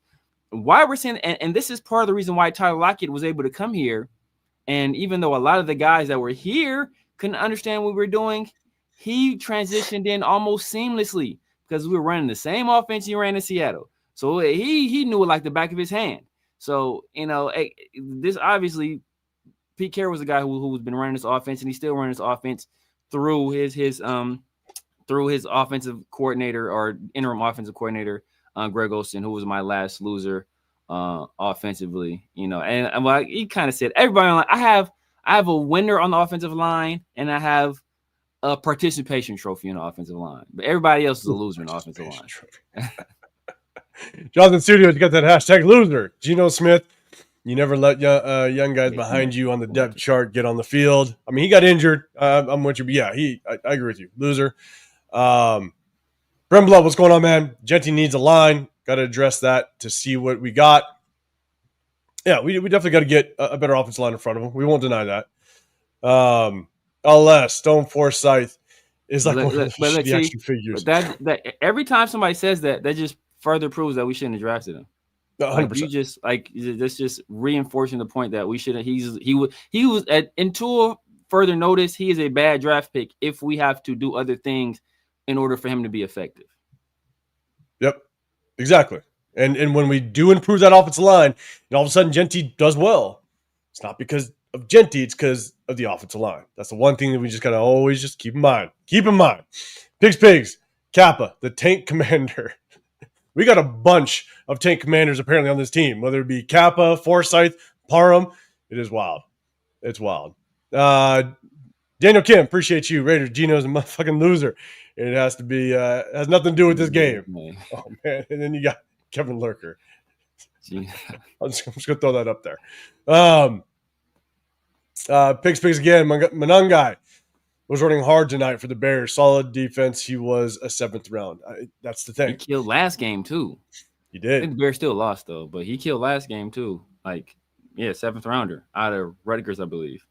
And that is, again, I know we're going to be a broken record because the amount of people that came at us because we weren't a fan of Genty at 6, when this offensive line does better and Genty looks good, that doesn't justify the pick at 6 because you could put a 4th round, 5th round running back behind a good offensive line and still have success, right? And and get production out of the running back position. And so just keep that in mind. All right, so let's go. Winners on offense. We just talked about losers. Chat, give us your winners on offense. Do me a favor, hit that hashtag Raiders. It'll catch my eye. I'll definitely try to bring it up. I'll throw mine out there first. I got Caleb Rogers. Yes. Caleb Rogers is a winner just because I do think he played a pretty decent game. I got to go back and watch it. I didn't watch every single play, so I got to go back. But I give him just a winner because he played the entire game. First game that he started. And so I think no matter what, that's definitely a winner. I got Jack Besh just because, 6 catches, led the team in catches. Would love to see it more consistently throughout the entire game, but definitely got his catches. Cedric Jackson, obviously. And then look, just because it's going to start the conversation, Kenny Pickett. Just because it starts the conversation. Not saying that he played extremely well. Yes, it was a really good pass. But I have no faith that Kenny Pickett is going to move the needle and turn this thing around. But he just did good enough to start that conversation amongst Raider Nation. So I'll give him a winner. So guys, hit that hashtag Raiders. Let me know what your winners are on offense. And Severe, I'll throw it to you, man. Who's your winners? Yeah, obviously Caleb Rogers, winner. He actually, from what I saw, he actually played. He played pretty well. Played pretty well. For guys, seeing the second action in the field makes you wonder, why this guy wasn't seeing action earlier in the year. But that's neither here nor there at this point. Obviously, Jack Besh, leading the team in targets. It's getting more involved, even though it was garbage time. Just that, at least that puts you on the coach's radar. He sees you making catches. He sees dependable hands, the guy that's going to come down with the ball and secure it. And, obviously we can rely on him to do that. And in these late game situations, maybe we start to involve him more in the game plan. Brock Bowers, another touchdown, even though we kind of went away from him for a long stretch. Like I said, he had one catch on our first, or one target on our first drive, didn't get another target until the third quarter. But obviously getting another touchdown is great. Whoever bet either the Raiders to cover or the over on the game, you guys are some winners. You guys were some winners today. And then my participation trophy goes to Alex Kappa. Was he great? No, but he was solid. And for a guy that's never played center, you didn't see any snapping any bad snaps or any snapping infractions or anything like that. I think the process has been relatively clean. And we saw earlier in the year, Meredith was kind of having some trouble snapping the ball. So and Kappa's going through that same transition as a guy that never, I think he's been 7 years since he played center or taking these snaps to center. So for him to for the most part, he wasn't a world beater, but I think he was solid. He gets a participation trophy. It is. All right, so here we go. We got a couple. And for Chris, whatever happened to that touchdown Tommy? Whatever happened? Maybe we'll talk to Turf about that. Turf loves his Montana State's finest. Turf loves him. Let's see. LS, big winner for me. Genty, 36 million guaranteed. You have to run your 40 yards. That is some great work. Oh man, he's sitting pretty in whatever house he's got. I think they did on the social media, the house that he actually bought. Yeah, bro, he's going home a winner without question. Did he spend a crazy amount on his house? Wasn't that one of the things people were looking? We were looking at a crazy amount on his house. Man, hey, I think so. It must be nice, man. $30 million for 3.5 yards per carry. It's good work if you can find it. Exactly. Just another DJ. Jack Besh is a winner for proving Pete Carroll wrong about starting Dante Thornton over him. Yeah. Let's see. Yeah, Kim, we talked about Jack Besh. Look, he led six catches. Led the team with 6 catches. So look, you got some quality work out there. Got some targets. You got to like that he's just getting involved. I think he drew a PI too. Didn't he draw a PI against Certain? I think at one point. I think that was Lockett. I Right. saw. I don't know how many PI calls Sertan had, but I know one was on Lockett. LS loser Deuce Gruden. I know the Raiders have bigger shirts for you to wear. You see him on the sideline, yeah, Bro, like he took my 9-year-old shirt. That's what he did, bro. Deuce Gruden is like 4'11", bro. You for sure got bigger shirts out there. for sure. Oh, he was okay. Damn, he was the worst second two person. Okay, Who and was maybe it that? was somebody What else. happened? He said Kappa was credited with giving up a sack and two pressures. He was. I know he gave up one sack. Okay. I know he gave up one sack. But look, there was a lot of pressure. God, Forsyth, I think he was struggling out there. But again, we'll go back and take a look at the game film. Maybe I looked at the stats wrong. There, maybe it was Parham that had no pressures, or maybe like two pressures, something like that, no sacks. Yeah. Let's see. Hummer picking his job out there. Unlike Chino, Rogers looked great. D-line avoided him like the plague. Try another lineman instead. I watched the O-line close. Kappa has best game today. And if he was credited or awarded for a sack and two pressures, and that was his best game, not surprising because he's had some bad games. All right, let's see. All right, Jeff, I see you defending Genty. That's fine. And look, when you get a better O-line, yeah, Genty will probably look better. Hold up, speed and quickness, Jeff, dog. Come on, bro. Come on, Jeff. He's trying. Well, we ain't gonna get in here. We ain't gonna get here lying. Trying. If you think he's gonna be, I think he has good vision, good contact balance, a tough runner, I will give you all of that. I will give you all of that. Speed and quickness, bro. You're just lying to yourself at this point. You're just lying to yourself at this point. I have eyes. I watch football. I see him on the field. I seen him get hawked by a 34-year-old Kevin Byard who ran a 4.6 when he was coming out 10 years ago. He hawked him down. Obviously, Genty broke the tackle, but he got hawked down by a 34-year-old that ran a 4.6 when he was coming out of school.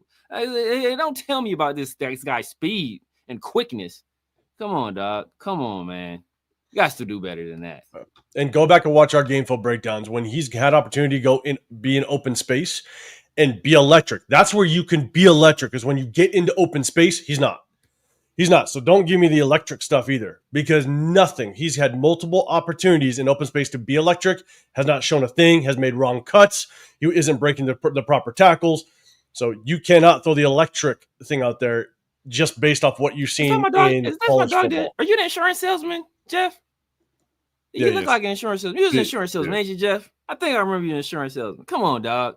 You're trying to sell me. You're trying to sell me on a life policy right now, dog. Come on, Jeff. It's good times. It's good times. On a term life policy. Yeah, have you looked into a term life policy? Oh man, good times. Let's see. Okay, let's do this. Let's go over to. I'm gonna take this comment down, and we are gonna rock out and just talk about the defense for a second. Right? We went through winners, losers, offense. Let's go. Let's talk about the defense for a second here. Devin White, man, 19 tackles, 10 solo. Yeah. I got to go back and look at the game film, right? Just got to see where the linebacker, where the tackles were, stuff like that. But to fly around, and I've heard some other people talk a little bit about Devin White and saying, 19 tackles. I think he had a shit ton of tackles last week as well. And they said because he has a lot of tackles doesn't mean they're meaningful tackles. And I agree, right? A lot of tackles doesn't mean they're always just meaningful, right? But if you have 19 tackles, if 8 of them are meaningful, that's still a damn. You're doing work. Yeah, you know what I'm saying? And so 19 tackles just means you're flying around the football. You're a ball hawk. You're getting there. And so I like to see the volume, but I definitely will go back and take a look at the game film. But 19 total tackles. The part of it is because I think they were picking on him in pass coverage, and there's a lot of passes to like short passes to, and I think RJ Harvey got a lot of passes underneath, a few other running backs too. So, but yeah, he was like, you can see this. Devin White is a different kind of athlete at linebacker. You can see this guy is a different kind of athlete at linebacker. Obviously, that doesn't necessarily translate to coverage, but he's flying all over the field. He's flying to get 19 tackles. I don't care who you are. Like you're getting there. Like it doesn't mean like they're throwing at you every single time, and all your tackles is just coming off of pass coverage. That's not necessarily the case. You're flying around. So we'll definitely break down the game film, and we'll showcase Devin White, just kind of the pros and cons, because there's a lot of pros and cons to him. But we do know that he definitely flies the football. Jeremy Chin, again, 11 total tackles, 7 solo, 1 sack. Eric Stokes, 9 tackles, 9 total, 6 solo. Darian Porter getting involved as well. Paul Amal came up. I saw him put up a big hit on the sideline. Yeah. Atlanta Roberts, kind of a slower day for him. Typically, he's kind of coming downhill, but 5 total, 2 solo, and then we got the rest going down. maxxcrosby, a couple good early ones behind line of scrimmage, and then he got himself a sack as well. So Tonka Hemingway got himself a little bit of sack early on. So, look, here's my thing. The only thing I will say, and Severe, I'll kind of throw it to you and chat, let me know what your thoughts are on the defense. The only thing I will say is you take away that punt return. You got the number of 17 points right there. But the thing is, you take away that punt return. Or I'm sorry, you got the 24 points. You take away the punt return, we basically give up 17 points, and our offense just could not move the ball the majority of the game. And so the defense is going to get worn down. And so, yes, you see 24 points. It really is 17.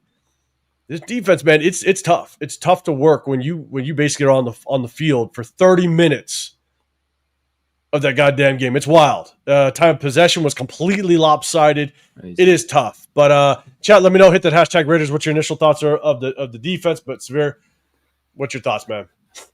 Yeah, man. It's just tough, man. It's tough being on the field as much as they are. And I wonder if something is up with. I gotta rewatch it because I said I wasn't watching every play super attentively, but I know I did see coach's cousin out there. I saw Tommy Eichenberg out there on some defensive snaps.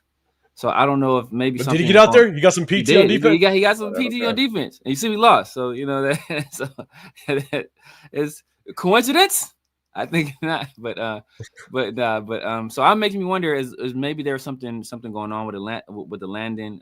Maybe he's hurt. Maybe they're kind of just trying to phase the younger guys in there. Because I saw Tommy in there, on some plays, not doing much, but he was out there. He was running around. So he was, and we're gonna do some winners and losers on defense as well. And so Kevin Larker, you're saying Porter looked good out there. It was good seeing him get a lot of playing time. The thing is obviously Kai Blue Kelly. He went down, hurt his knee.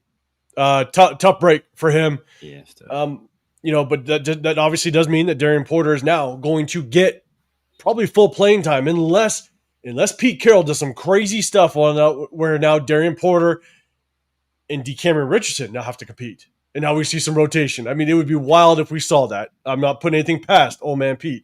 But it does mean that Darian Porter should get the full game without question. But it was wild to see Darian Porter. I think he started, and then I see Kai Blue Kelly get in there. And now we still see a rotation. Yeah. And, it's funny.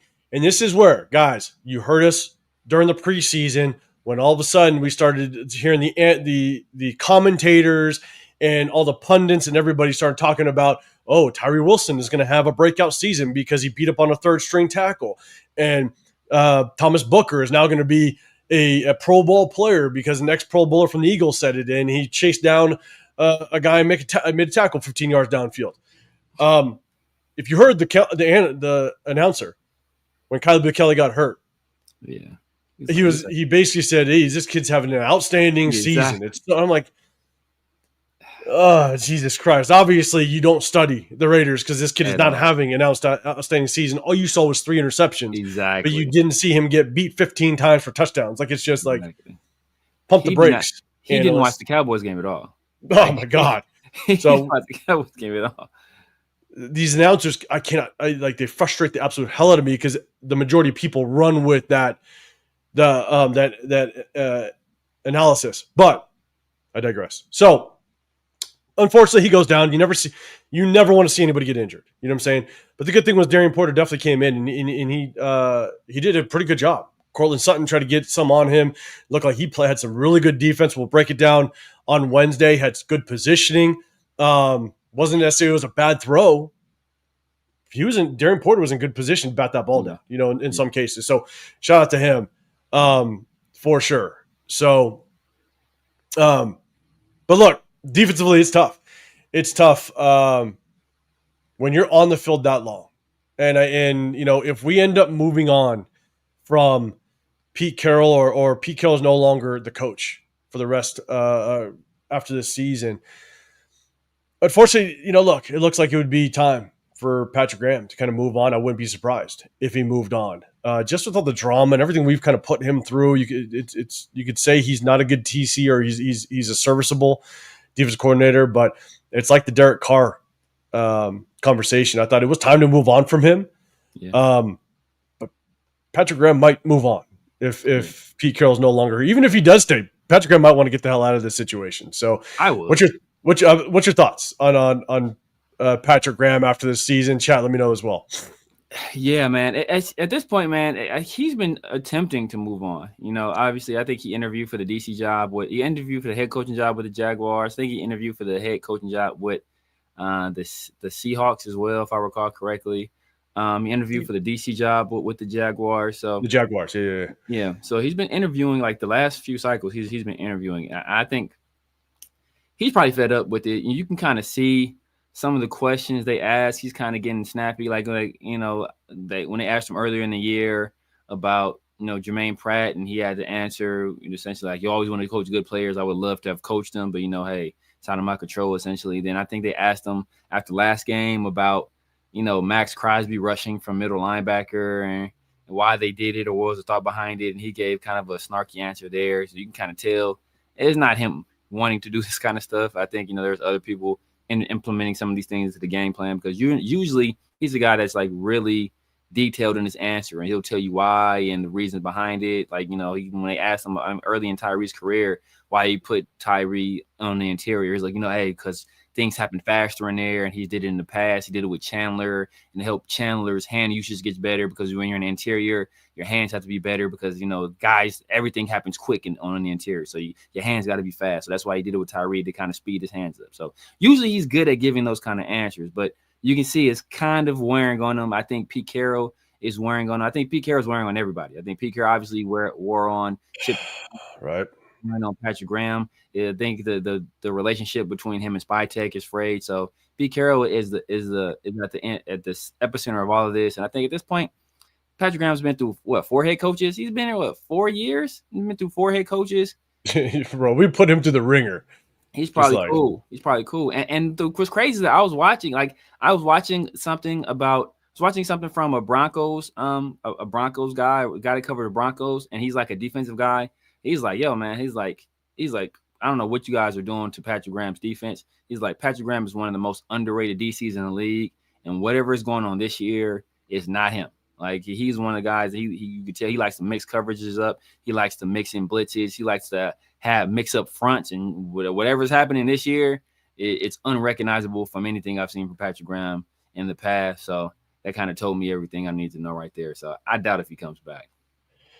I'm with you. And here's the hard part is when you have multiple head coaching changes, and the one thing that I think some people don't take into consideration, when you have multiple head coaching changes, Patrick Graham likes a certain type of defense, right? Like, he will hang his hat on a certain type of defense. But whenever you get a new head coach, the head coach will have some sort of influence on it. Like, they're going to want to tweak it just a little bit because they're the head coach. They're going to want to see certain things, or they might have their opinion as to, yeah, this is the defense you want to run, but this player might work out a little bit better. Like, they're going to have their stamp on it a little bit. It might be like a 70-30 thing where it's going to be 70% of what Patrick Graham wants to run, whether it be formations or what have you. But the head coach is going to have some input on personnel, or if he wants to be a little more aggressive. You know what I'm saying?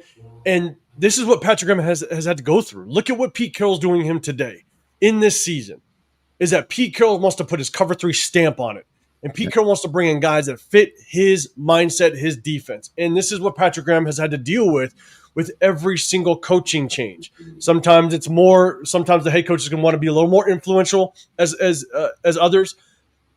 But I think this is probably the worst it's ever been for Patrick Graham, of having a head coach wanting to come in and put his stamp on the defense.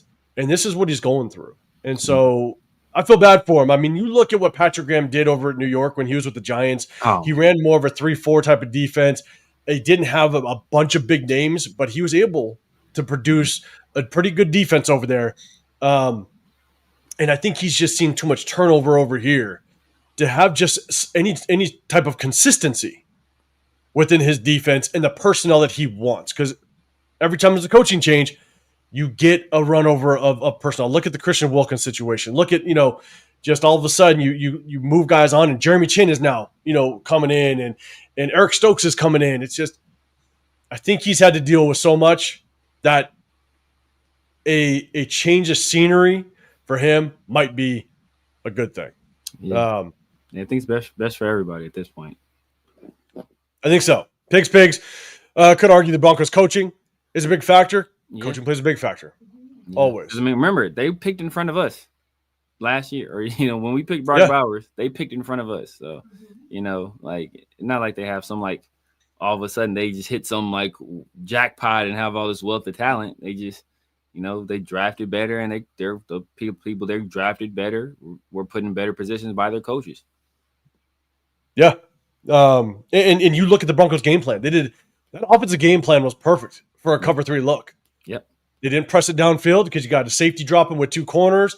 Yep. You know what I'm saying? Like, you're going to pick apart the underneath coverage, especially if you see blitzing, stuff like that. You can zone blitz out of a cover 3, and if you're late to getting to your drop, you can pick it apart if you have a good quarterback with good timing and a good offense coordinator that can recognize it. So. Yep. That's how you can. I think he threw 38 passes, still only passed for like 212 yards. Like, you throw the ball 38 times and you pass anything less than 250, like, it was just, you're keeping everything underneath. You're keeping everything.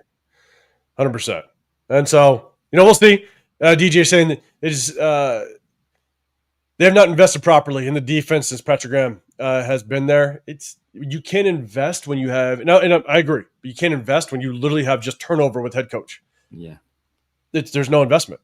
LS, why ask PG to come back? That's going to be tough because you think about some of the guys that are like Pete Carroll archetype players, right? Like Tonka Hemingway. He's like the classic Pete Carroll defensive lineman where he's kind of a tweener, not quite a D tackle, not quite a D end. But he's right in that, he's a tall guy, right in that like 285 to 305 range. Like, those are the kind of guys he likes. And he's a guy that another DC might look at and say, he's a tweener. I don't like this kind of guy. Darian Porter, he's the Pete Carroll type corner. Eric Stokes is kind of a Pete Carroll type corner. So if we, make changes to this defense, like we saw what happened, just happened last year, right? We got rid of Jacorian. Obviously, he's injured, but he's not really a cover 3 corner. He was our best man corner. But, we're going to play cover 3 99.9% of the time. So why do we need him here? We let Caleb Chase go out the door. He's playing well with the Patriots. We let Devon Diablo go. He's playing well with the Falcons, right? So, like, we have a new regime come in, it could be like, it could spell disaster for this draft class. It could spell disaster for this draft class. And the problem is that it also hurts when you're trying to develop players. And when you're trying to be consistent and you're trying to build chemistry and you're trying to build a system, it doesn't just take one season. And so if you continuously have this just revolving door of players on defense, you can never drill into a system. That's one of the reasons why I didn't want to lose Robert Spillane. Yeah. Because the thing is Robert Spillane knew Patrick Graham's system. Now, obviously, we switched it up. But talking about in the preseason, he's a green dot guy. He understood Patrick Graham and what he wanted to do. They communicated well. He was a leader on the defense. And so you keep a guy like that just to keep some consistency for Patrick Graham that he can trust in the communication process on the field, and we let him go. And it's like that continuous like rollout of different players, man, it's hard. It really is hard. You need a lot of communication on defense, but it's just as important. On the offense, and it's just as important on the defensive side as well. Raiders 75-28. Carr kept winning us those meaningless games every season, getting us nowhere. I freaking love Geno. We're going to talk about the draft position in just a second.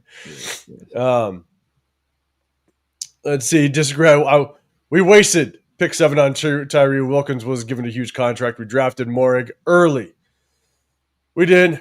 I liked Morig.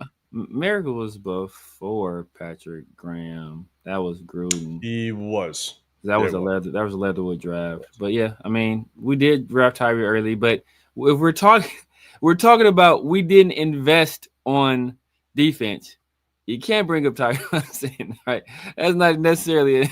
Well, I guess that's a bad investment. You talk about a bad investment. Like you invest in a blockbuster franchise. Technically, you're investing, I guess. But it's not really great. So I don't think we've done enough defensively, to really give him high end players outside of Wilkins. Wilkins, I do agree there, but I don't think we've done enough to give him enough high end players, which is unfortunate.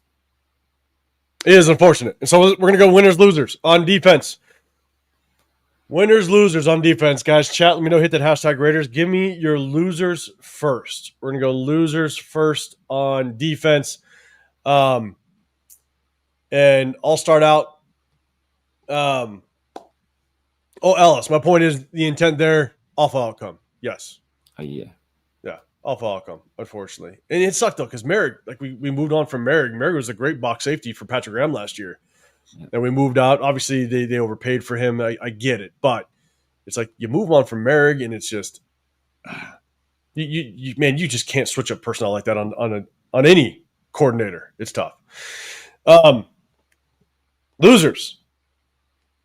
I think Jamal Adams probably had one of his worst games. Not saying it was awful, but obviously had the missed tackle early on that sprung for a first down. He had that face mask that was rough. Obviously, they were running all over us, so it was tough. It was hard to see whether or not he was having an impact in the run game, which is typically where he helps. And so I think Jamal Adams just had a rough game. That's tough. I'm telling you, one loser that keeps popping up for me is Thomas Booker. Yeah. There was a couple plays where literally I want to say it was on the fullback on the third and short, and the fullback ripped off like a 22-yarder. Yeah, Thomas Booker got removed from his area.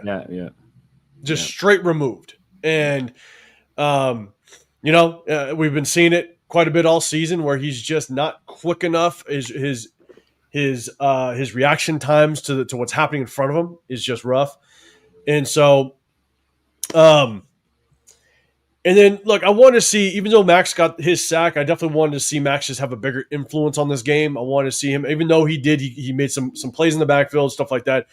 There's going to be a lot of talk at the end of this season. If we have that number 2 or number 1 overall pick, there's going to be a lot of talk. How do we establish more draft capital? How do we get the top candidate possible in the building? And do you try to get more top-end draft capital? And the only person that I think would be available on the market to even talk to other teams about is Max. And Max he's got to prove that he can be a game changer for us. And unfortunately, we're just not seeing it. We haven't seen it on a consistent enough basis.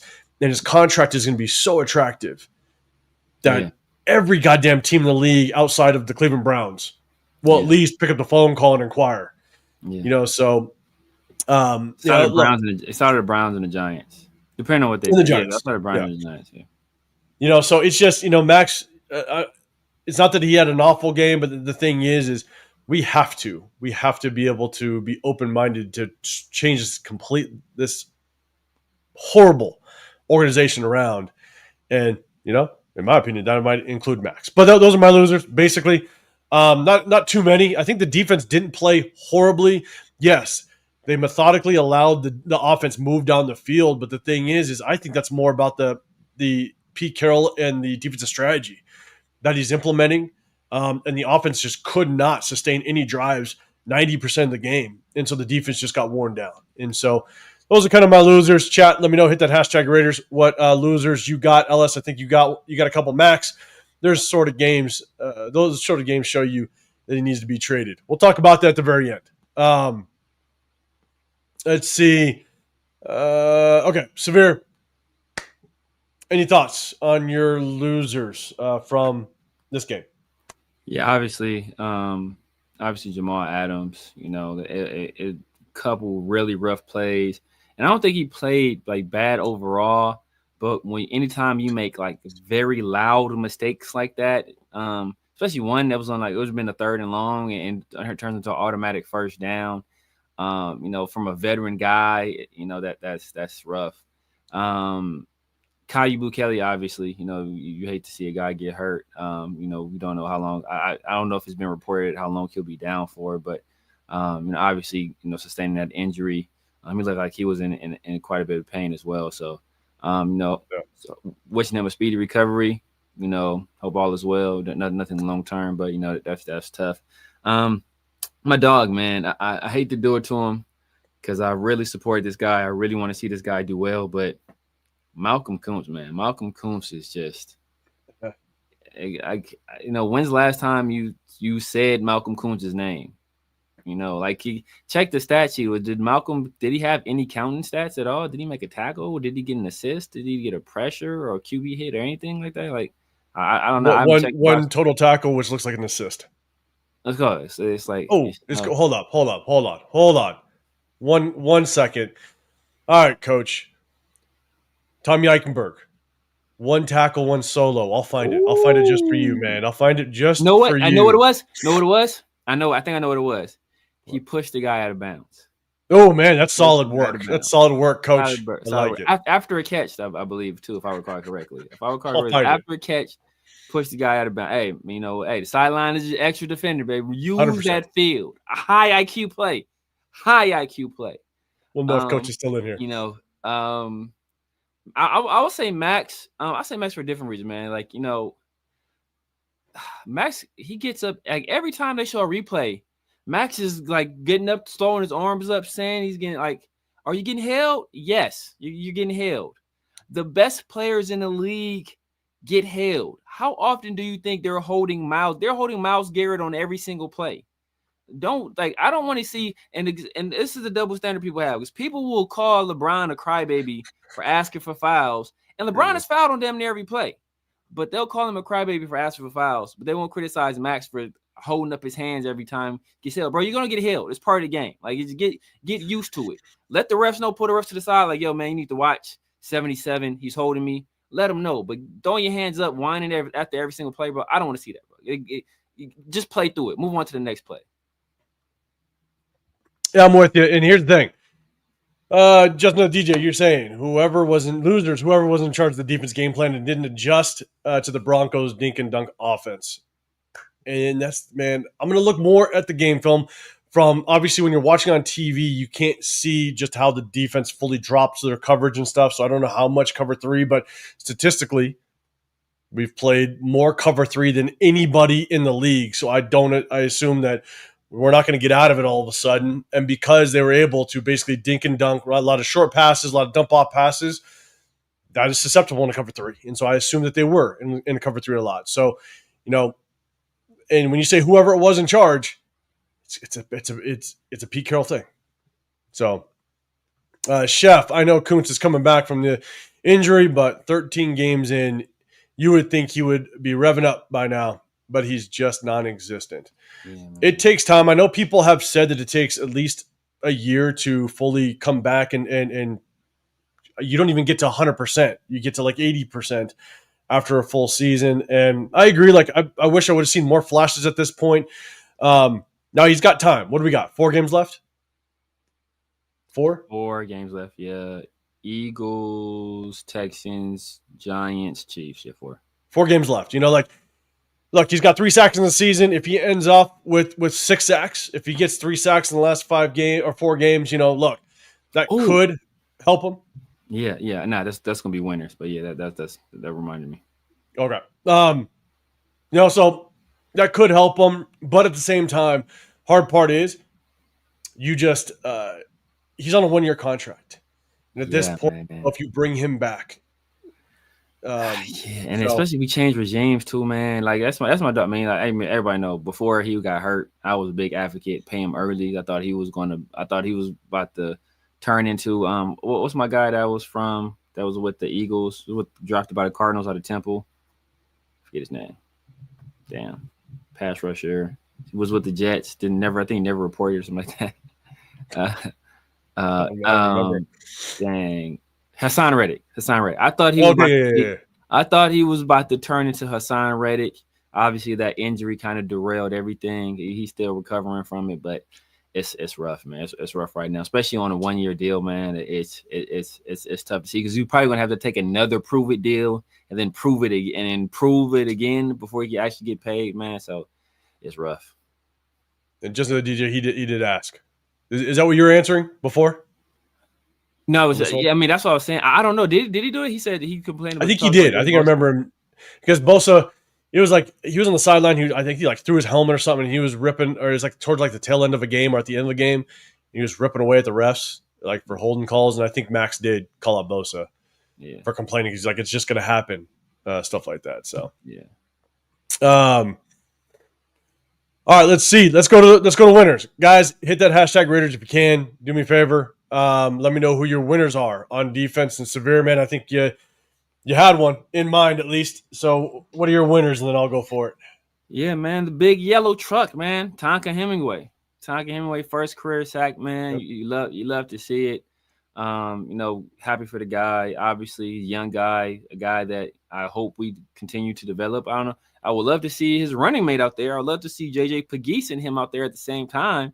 But hey, it is what it is. Obviously, Darian Porter is a guy. He got in the game. I think he played well in the snaps that he was given. So happy to see that, man. Devin White putting up 19 tackles. I don't really care. The context, you can remove the context at that point. You get 19 tackles, bro. That's a hell of a day. So shout out to him. And that's about it, man. The defense played well overall. It wasn't horrible, right? It wasn't horrible. They didn't give up anything crazy big, outside of I think the RJ Harvey run, in the fullback. Oh, the fullback. Oh my god, The fullback. But it's just a bland. It's like it's vanilla defense, man. It's just real super vanilla. And when you play that way and you really don't make any adjustments, like what, like I don't know if you guys watch The Simpsons, but it's like when Ned Flanders was talking about when Ned Flanders was a young kid and he was being real bad, and his parents was like, "We tried nothing and we're all out of ideas." Like, bro, that's the Raiders. Like, you've tried nothing, like nothing different. Like, what are you gonna do? Oh, we're gonna throw this cover 3 at them and see how that helps. Like, oh, but they're gonna run this. Oh, everyone's gonna run this cover 3. They're gonna play fast, and everybody's gonna be comfortable. We're gonna play faster. Like, bro, that's not the answer anymore. Like, you got to make some adjustments in this NFL. Yeah, I'm telling you, you go back without question. You go watch Pete Carroll's presser. It's brutal. It's brutal. It's literally a man that his demeanor is like he has no clue what he's doing at this point, which is tough. Chef saying bring back Kuntz on a prove it deal. We need to get all we can this D line. Obviously, he was on a prove it deal this year. The hard part is that you want to also kind of develop, right? And you want to be able to build to the draft and stuff like that. And that's why when we did our mock drafts, I would always try to target an edge rusher starting about the 4th round because you just didn't know how Malcolm Kuntz was going to develop. That's why I wanted us to bring back Caleb Von Chason. But to be real, I think Caleb Von Chason, and Sivir, you said, we should have brought him back, and maybe we made the wrong decision. Because I think Caleb Von Chason went to the Patriots because he knew he would start with the Patriots. I think if he would have stayed here, he knew he was a rotational piece, which means he was like, no, I need to go somewhere where I want to start. And so maybe we made the wrong decision. You know what I'm saying? And so I think we kind of gave him his prove it year. Like if we bring him Malcolm Kuntz back, it better be at such a God. He better be getting paid $4 million to come back, and know that he's a replacement. Chase took a $3 million deal. He might was that his deal? I think he took like 3 or 3.5. And so and if that's the deal he took, then that means that he solely wanted to start. That was it. You know what I'm saying? And so look, made the wrong choice. Unfortunately, we'll see kind of how it plays out. Jason, Carroll's scheme is outdated. Yes, it is, without question. Without question. As our shoes. Yeah, exactly. So let's do this. My winners. Got him in front of me. So number one, Darren Porter. Darren Porter, he definitely was a winner. I think he did a really good job for the time that he got, without question. Charles Snowden. I think Charles Snowden is just kind of proving that he's earning just more playing time. I want to see Charles Snowden more than Tyree Wilson. You know, Tyree Wilson doesn't belong on the football field anymore. It didn't work out. No. He's done, right? I mean, it's a wrap. If Charles Snowden isn't starting, then Charles Snowden should be the rotational piece, not Tyree Wilson. So I want to see Charles Snowden play the rest of the season because I think he was an undrafted free agent. Last year we brought him back on. And so I want to see, is he worth bringing back one more time as a prove-it deal, given the fact that we need some rotational pieces. So I want to see Charles Snowden get as much playing time moving forward so we can really get a good analysis of him going into the offseason.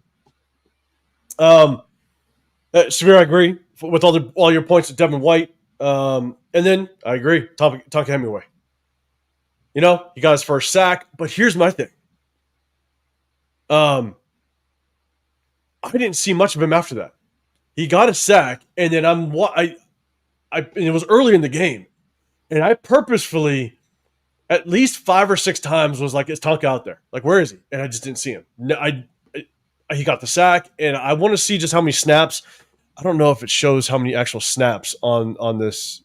It doesn't. It's Sports Reference shows it. I don't know if it'll be up yet though. It's a lot of times it's the next day. But yeah, Sports Reference shows you how many snaps. So like, I didn't see him too much after that at all, and there was probably 5 or 6 times that I actually tried to look for him, and I just didn't see him. So the question is, he gets a sack. We've seen him show flashes in the preseason, earlier in the season. He's been inactive quite a bit. Why the hell are we not seeing more of this kid if you got a sack early in the game and we're getting no production out of Thomas Booker? I mean, get the kid involved at this point. Exactly. And so, I don't know. I'm going to definitely take a look at the game film, and I'm going to pay attention to see how many snaps Tonka Hemingway got. But I definitely think he's a winner. And I definitely want to see more out of him moving forward at this point. So is Jeff in here? Because it's looking like Jeff gonna owe you a beer, man. No, it's Jack Kenna. Jack Kenna. Okay, yeah, Jack gonna owe you a beer. Or is it just a beer? Is it a beer? Is it a pitcher? Or something? It's 2 pitchers. JJ Pegues though. JJ Pegues to get one. That's me. He just had to get one carry. I think he was inactive. I think. Yeah, he just needed one carry. It ain't happening, man. We can't even get a second running back any carries. I did the Mostert had like 1 carry, right? I think Mostert had 1 carry in the game. Mostert had 1 carry. Yeah, like we can't even get another running back a carry, bro. JJ ain't never touching the ball. Never touching the ball. That's what I said. Oh god damn LS. Who's a bigger liar, Peter Hondo? It might be a tie. Oh my god. It might be a tie. Which is bad. Oh my god. Yeah, pigs. I'm telling you. So what stemmed that whole bet was because a lot of the amount of people, because I said early on, it was when we basically drafted Genty, or it was a little bit before too, is that if we got Genty, I thought we needed a short yardage back as well. So if we got Genty early, we needed a short yardage back, a guy like a couple guys I liked, Ollie Gordon, I liked Manungai, the guy from the Bears. Yeah, yes.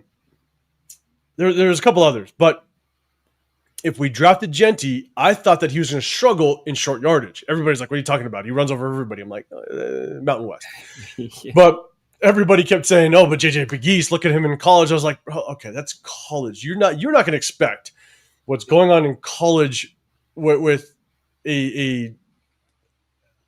with just an offensive coordinator that just does different things, right? Yeah, Lane. To translate over here. And so I was happily going to take that bet with anybody. JJ Pegues getting a carry in the NFL. Like, it just doesn't happen. And so, but yeah, that's neither here nor there. But yeah, I feel confident in that bet. So Bakersfield, when I see Jack next time, yeah, 2 pitchers. It'll be fun. What up, Rundown? What's happening? You about to win 2 bets because it looks like I'm looking at this score. You took the under. Yeah, you took the under. Yeah, it's a wrap, 20-30. The Texans. Dang, Patrick Mahomes threw 3 interceptions.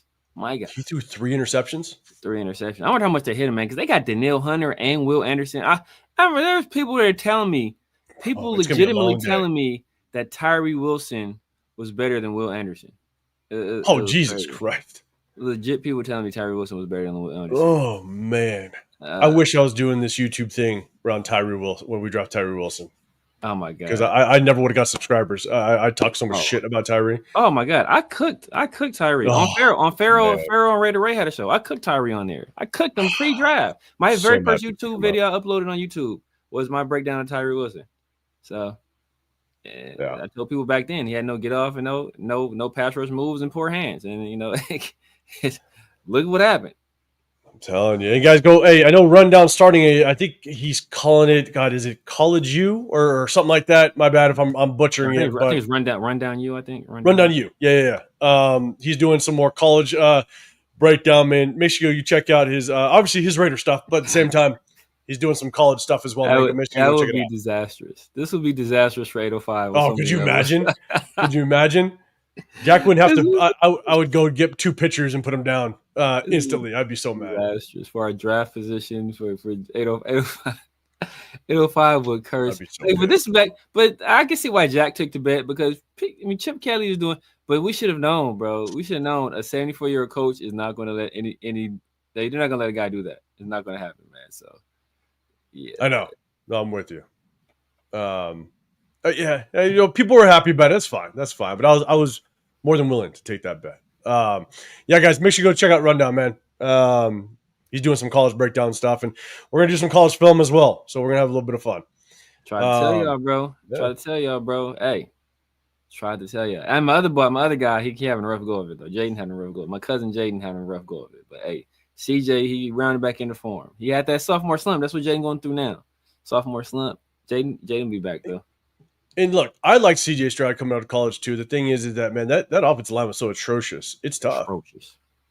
So now we'll see.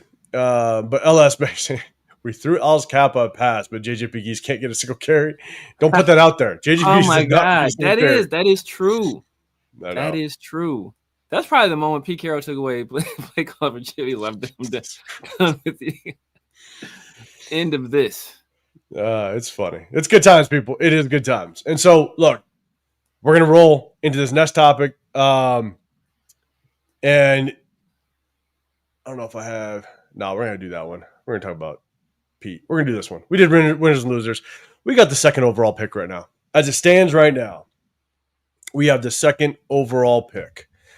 Man, like, there's so many reasons why this organization needs the top pick in the draft. And the thing is that, and shout out to Rundown, you're saying, wait, so how are y'all about Fernando? Never asked y'all. So here's the thing. We had the event yesterday, so I couldn't watch all of that Ohio State game and Indiana game. So I have a record. I'm going to watch it. And it's hard to kind of showcase. Like, I know they didn't score a whole lot of points. There wasn't a lot of moving the ball, but Ohio State is damn good defense. And so it's really hard to figure out exactly how to judge that game, but I'm going to watch it. I got to watch more Fernando. I can't put the time in right now to do it. So, Severe, any thoughts on Fernando? Obviously, he's the top guy on a lot of people's lists. I like Fernando. I don't love Fernando. I think he's he's super safe. Super safe. He's Jared Goff with more mobility. Like, a good arm, not a great arm. Accurate. I think he's super intelligent, highly intelligent. I think he's a worker. He's a guy that's going to work. He went to Berkeley, so if you ever hear him talk, he's a nerd, super nerd, but his recall is really good because of how smart he is. But I have concerns about him and his command. Not necessarily command of offense, but is he going to be able to not only command respect, but demand respect? And there's a difference, right? There is a difference between those two. Sometimes sometimes some people can command respect, and there's situations where you have to demand respect. And I don't know if you could do either. Maybe just through his sheer work ethic, and you could tell he's a guy that puts in the time and puts in the work. Maybe that alone will command respect for some people, because they will respect, your preparation and what you do to get yourself ready to play on Sundays. But just, there's a certain level of charisma I think you need for the quarterback position. And even like other traditional like nerd guys, you think like people always talk about Andrew Luck. You hear Andrew Luck at Stanford. He was a nerd, but you can still tell he had presence. There was a presence there to him, and I don't get that sense with Mendoza. So, but that's like nitpicky stuff. Like on the field, I think he's a good player. I think he's safe. If it's between Mendoza and Moore, I'm still taking Moore. I think just talent wise, just on with anticipation. I think arm strength, mobility is about even. I just think Moore is a better prospect. I think in 3 years he'll be the better player. But he does have, a lower floor than Mendoza, mainly because he doesn't have a lot of time on task. He's, that there's like this the stat where if it's less than 20 starts, that's where you kind of get concerned about a quarterback translating to the next level. I don't think Moore is going to get that, but Moore is he is so cerebral, so poised, so cool, calm under pressure for a guy that's not even going to be 21 until after he's drafted. He came up. I think he won state as a freshman in high school playing in Michigan. He went to UCLA, took his lumps there, transferred to Oregon. And even though Oregon brought in Dylan Gabriel to start ahead of him, he still stayed there, learned, was willing to sit and learn in a situation where he knew he wouldn't start. And then he came in and he's been balling this year. So obviously Oregon's in the is in the college football playoff. So I think just ceiling, Moore is a higher ceiling. But if you want to go with a safe pick, then I think Mendoza is a very safe pick. And I got a little comment on that. LS, can you imagine if Pete takes Jeremiah Love or Cardell Tate with a top 3 pick? I can't imagine it because I can't imagine Pete with us, okay? I'm going to put it that way. I don't want to imagine Pete as the head coach of this football team, so I'm going to put it out that way. Not rundown. I've watched several interviews, bro. He's like that all the time. It's straight chat GPT, artificial intelligence. Even when he was crying after the game, first of all, I didn't see a single teardrop. It was concerning. Bro, you putting on for the camera? On for the camera? Because he was like, oh my God, that's my teammates. So what I did was, this game was in the line. It's like, come on, dog. Are you like right now? Emotion to emotion, like 180 quick. Bro, I said, bro. I saw that. His emotion chip needs to be upgraded. His emotion software is not up to date. They need to hit refresh on the screen because it wasn't right there. He started crying and all of a sudden he's going right into the. I was like, bro, yeah. So he's like that all the time, bro. He's like that all the time. But like that's not necessarily a bad thing, right? My main thing I worry about is just locker room dynamics there because obviously on the field he can get it done. And if you're playing well on the field. Nobody gives a damn. It's not going to be any locker room issues because if you're playing well on the field and you're doing your thing, you don't run into those locker room issues. But it's when you hit adversity, that's when that other stuff is tested. And will he be able to deal with that? Because he has Cignetti, and Cignetti is an older college coach who's been with some of the best programs in the nation. 64 years old. Like you see how Cignetti is. He's a no nonsense kind of guy, and that is perfect for Mendoza. That's perfect for Mendoza because Cignetti's not going to tolerate any BS. Like Mendoza would have been perfect for a Nick Saban as well. And that's where, and obviously, Cignetti coached. I think he was a OC or a wide receivers coach under Nick Saban at one point as well. So you can see he's that kind of guy where if you have a very strong presence at head coach, you have a really good culture in your locker room. That's the guy for you. Unfortunately, the Raiders have neither of those. Okay. So, it's going to take some heavy lifting for us to create an environment in order for him to be successful. So the only thing I have on Mendoza, because again, I haven't watched him play a whole lot, not enough for me to have a true assessment of him. But I will say that was the first time I seen him actually talk and speak was after the game yesterday. And the instant vibe I got, and look, I lean more towards on the play of the field. Obviously, you want to look at personality without question, right? Because there could be there could be things in a personality that could be red flags. But I lean obviously more play on the field. But when I saw that interview yesterday after the game, after they won, I got Kirk Cousins vibes. Man, he looks just like him too. Looks just like him. That's Kirk Primos. He's the Hispanic Kirk Cousins. Yeah, I'm like, that was I instantly got Kirk Cousins vibes, and not to say that Kirk Cousins isn't like a leader, but the thing is severe to your point, right? It's like, how do you command a locker room?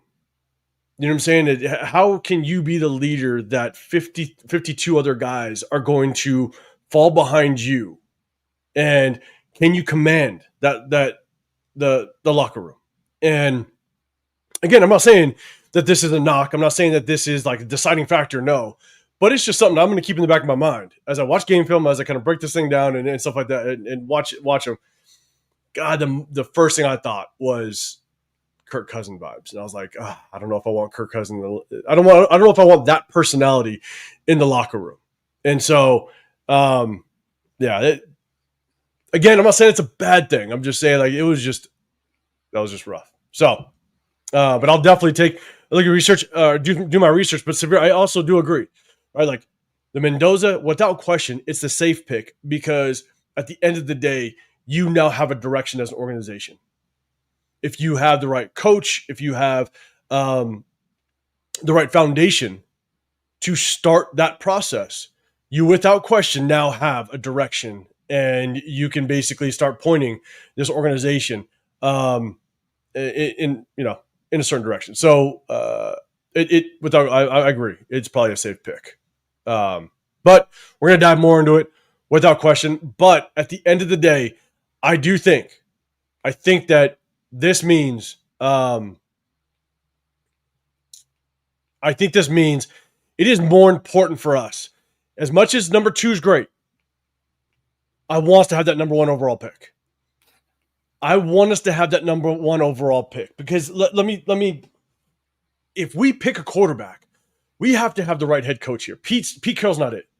Pete Carroll is not going to develop a quarterback moving forward. And even if Pete Carroll is here and he picks a quarterback, if the next coach doesn't like him, we just wasted a first round draft pick. So I want a new head coach. I want an offensive minded head coach.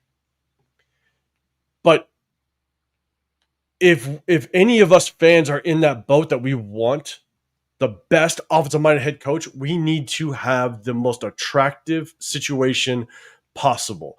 We need to have that number 1 overall pick. And we also, I think that's when you open up the trade talks of Max. Yeah. Because it's not just making this attractive, it's also knowing what you're going up against. The Giants have Jackson Dart, so a coach can go over there. You already have your franchise quarterback, if you like him, and a first-round draft pick to build around them. If you like the Titans, if you like Cam Ward, they already have their franchise quarterback, and now you have draft capital to build around. Now you have to come over here and waste a first-rounder on getting your guy.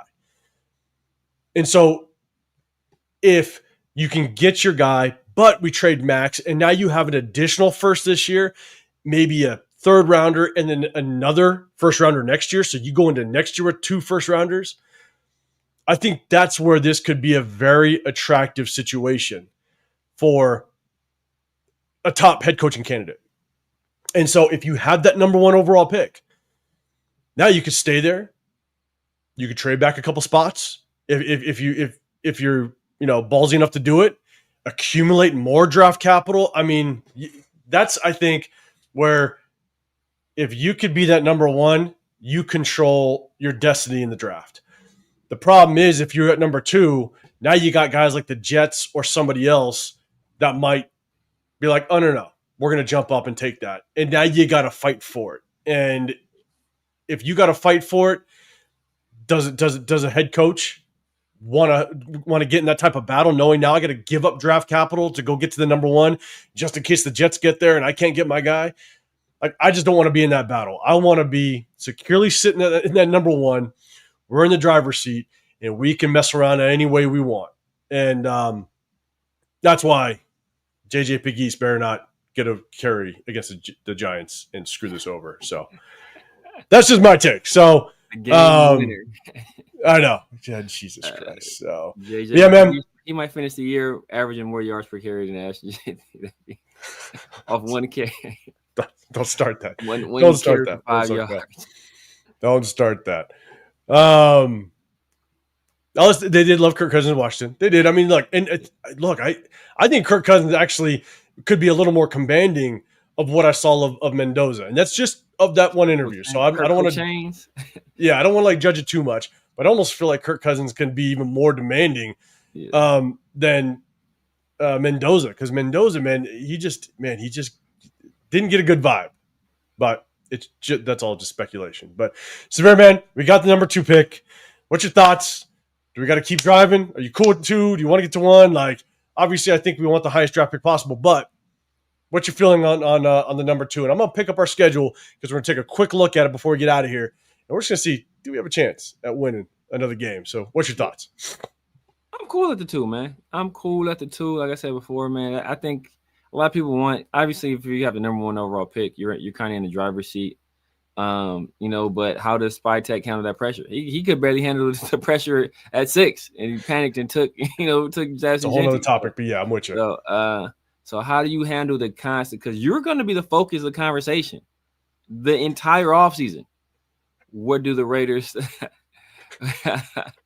Bro, look his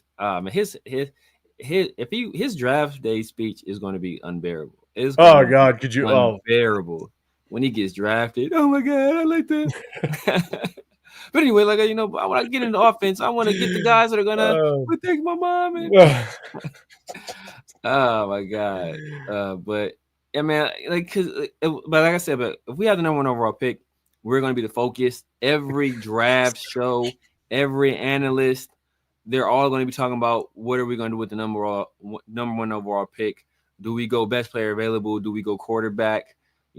Especially if we fire Pete Carroll and then we have a new regime in here, then they're going to get extra scrutiny as well, just be under that microscope. And like I said, I don't, and then a lot of times, man, these are number 1 overall picks. It's been that second guy that's been the better guy. So, you look at Mitch Trubisky, second guy, obviously it wasn't a number and the second pick, but the second quarterback in that draft was Patrick Mahomes, Caleb Williams, and Jaden Daniels. This tightened up a little bit, but I think obviously Jaden Daniels still has to lead. Bryce Young, CJ Stroud, that's tightened up a little bit as well. I will still put CJ Stroud in the lead. These guys went to the playoff twice, won 2 playoff games, set several records as a rookie. So that second guy has been the guy in a lot of these draft classes. So do you really want that top overall pick, the extra scrutiny? A lot of times you have the number 2 overall pick, you can kind of sit back and you're still in position to get a guy. But if it's close between 2 guys, you can let the other team make a decision, and that takes a little bit of pressure off you. Yeah, no, I still want to be in that driver's seat though. Yeah, we'll see how it works out. You know what I'm saying? Hummer, I don't see trading Max for a first rounder. The idea of a first rounder is hope to find is hope to find a max. You're saying find a max, like a max in the draft. My thing is Max's contract is going to make him very appeasing to a lot of teams, very attractive. And so, we'll just see how it works out. But again, I want to just completely switch this organization around. I think we need the draft capital to do it. And so let's see. All right, real quick, I'm going to pull up we're going to end it off with this. Are we here? Nope. Give me 1 second. Let me make sure I get it right. Putting up a mock draft. Oh, let me get ready, y'all. What's going on? Doing that just yet. God damn it. Then I'll get yelled at. Let me take the banner off. I'll get yelled at by my little ones. They'll be like, "It's bedtime. When you get to bed, god damn it." I'm like, "All right, yeah, I gotta." They need me to put them to bed. The wife, she's like, yeah, they need you to put them to bed. Oh man, yeah. But nothing like Pops doing that. I know. I do the night routine. That's what I do. Okay, let's do this. Obviously, we lose. The night routine is showing them how to beat cover 4. Like, what you doing? Going over game film. That's what it is. That's what puts them to sleep. I just got game film on the TV. That's what puts them to sleep. Like in this zone scheme, what you want to do is my 9-year-old would be like, "Wait, Dad, why don't the Raiders ever get it into that rectangle that you're supposed to get into?" I'm like, "Yeah, my bad. Exactly. Just don't do that. Don't worry about it. Don't worry about it. Go sleep. Go sleep." And so, what up, Mosa Raider? What's going on, man? Appreciate you popping in here. Okay, real quick, we got number 2. Denver, obviously lose. Next up, Eagles. I don't see it. Go to the East Coast, cold weather, good defense. I just don't see us. Obviously, the storyline is going to be Kenny Pickett possibly playing against his former team. And so I'm pretty sure we're probably going to lose that one. Severe. Lose, win, loss. What's your thoughts? It's a loss. It's a loss. We're losing every single one of them. Only team I can see is possibly beating is maybe the Giants if Dart doesn't play. But if Jameis plays that game, Jameis gonna whip our ass. Like Jameis caught a touchdown pass and looked more impressive than any receiver we've had on the roster this year outside of Jacoby. So, like, I know that's wild. And he killed it today. He had a better day than anybody on the field.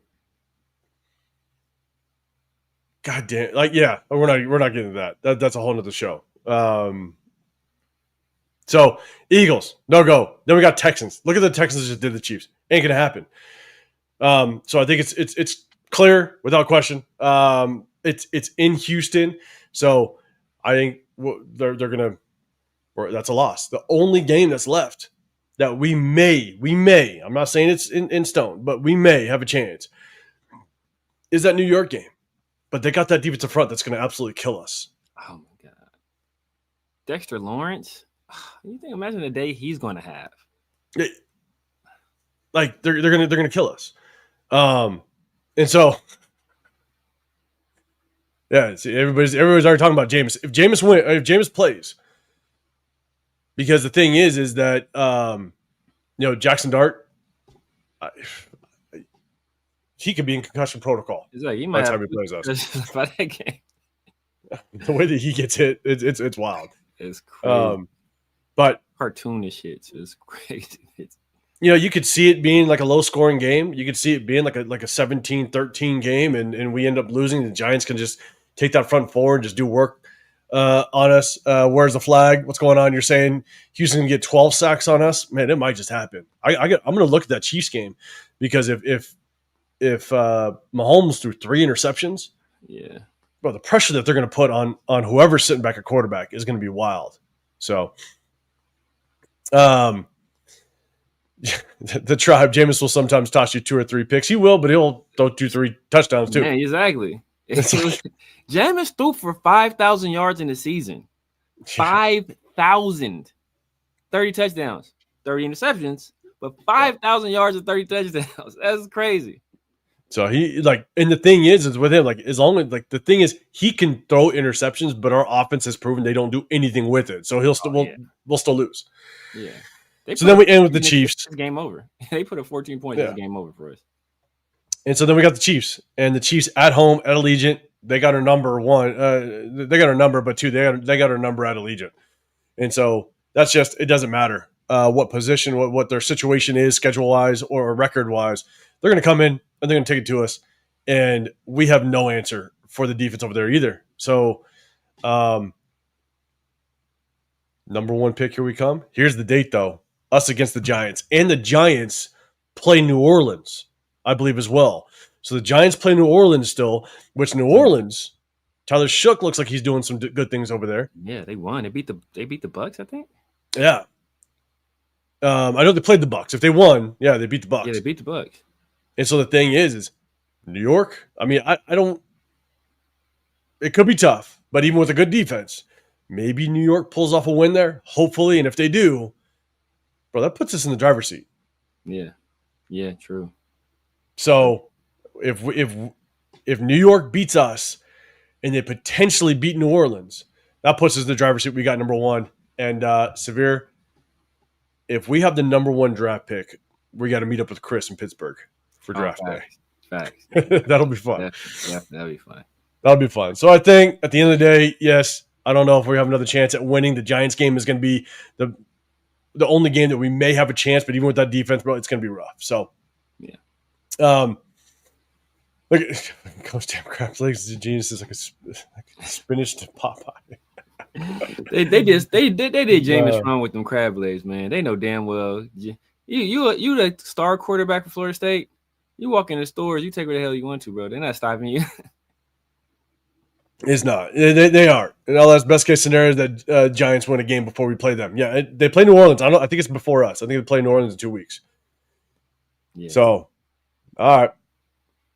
So look, that's kind of where we're at, man. We appreciate everybody rocking. We kind of broke down this Broncos game. We took a look at just our record. We got the number 2 overall pick, but definitely tap in with us on Wednesday as we break down game film. We appreciate everybody. Before you guys get out, double tap that screen, but Severe, man, let them know what you got rocking with Farrell, man. Shout out to Farrell being in the building tonight, as well as Rundown and Rafa, man. All you guys, make sure you guys go hit those guys up. And Jeff, make sure you guys hit up Jeff as well. But let everybody know what you got rocking throughout the week with Farrell. Now you guys know what it is, man.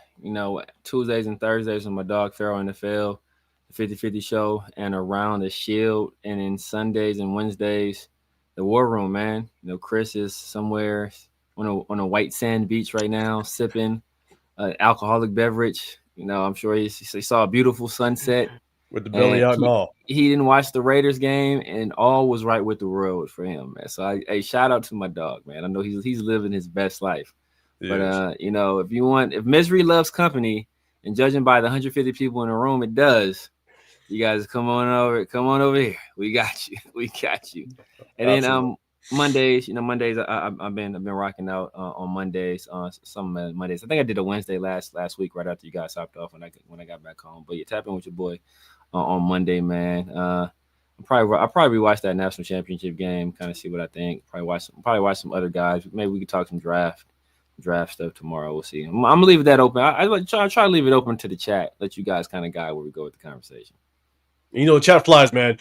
In the War Room, man, you guys go all out. I do some lives as well, and man, that chat, you guys fly. So we definitely appreciate everybody that pops through. But definitely, guys, go hit up Severe, hit up Chris Protection Show podcast after this. Make sure you guys go hit that sub button and hit the like button over there. He'll be back with us on Wednesday, but y'all know I'm 805 Raider. My channel's Real Talk, Raider Nation. I go live with my guys after every single game in the War Room. We break down game film on Wednesdays as well. And we're going to try to break down some game film in the offseason. All right, I'm going to try to get some game film with some of the college prospects.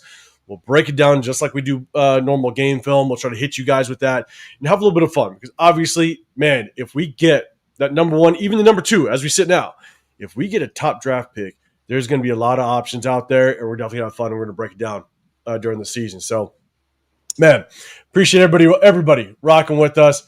LS, Chris got himself a strong touchdown in one hand and a FanDuel parlay in the other. He does. Yeah. He does. Hey, Raiders probably cost him some money though, because I'm sure he picked the Raiders to lose. I'm sure he probably teased that thing too. So that field goal probably did him. He probably teased it at like 9, knowing Chris. That field goal probably did him dirty. I'm sure that field goal did him dirty because he saw that 10-point. He saw the clock winding down before that penalty. Oh no, he was ecstatic.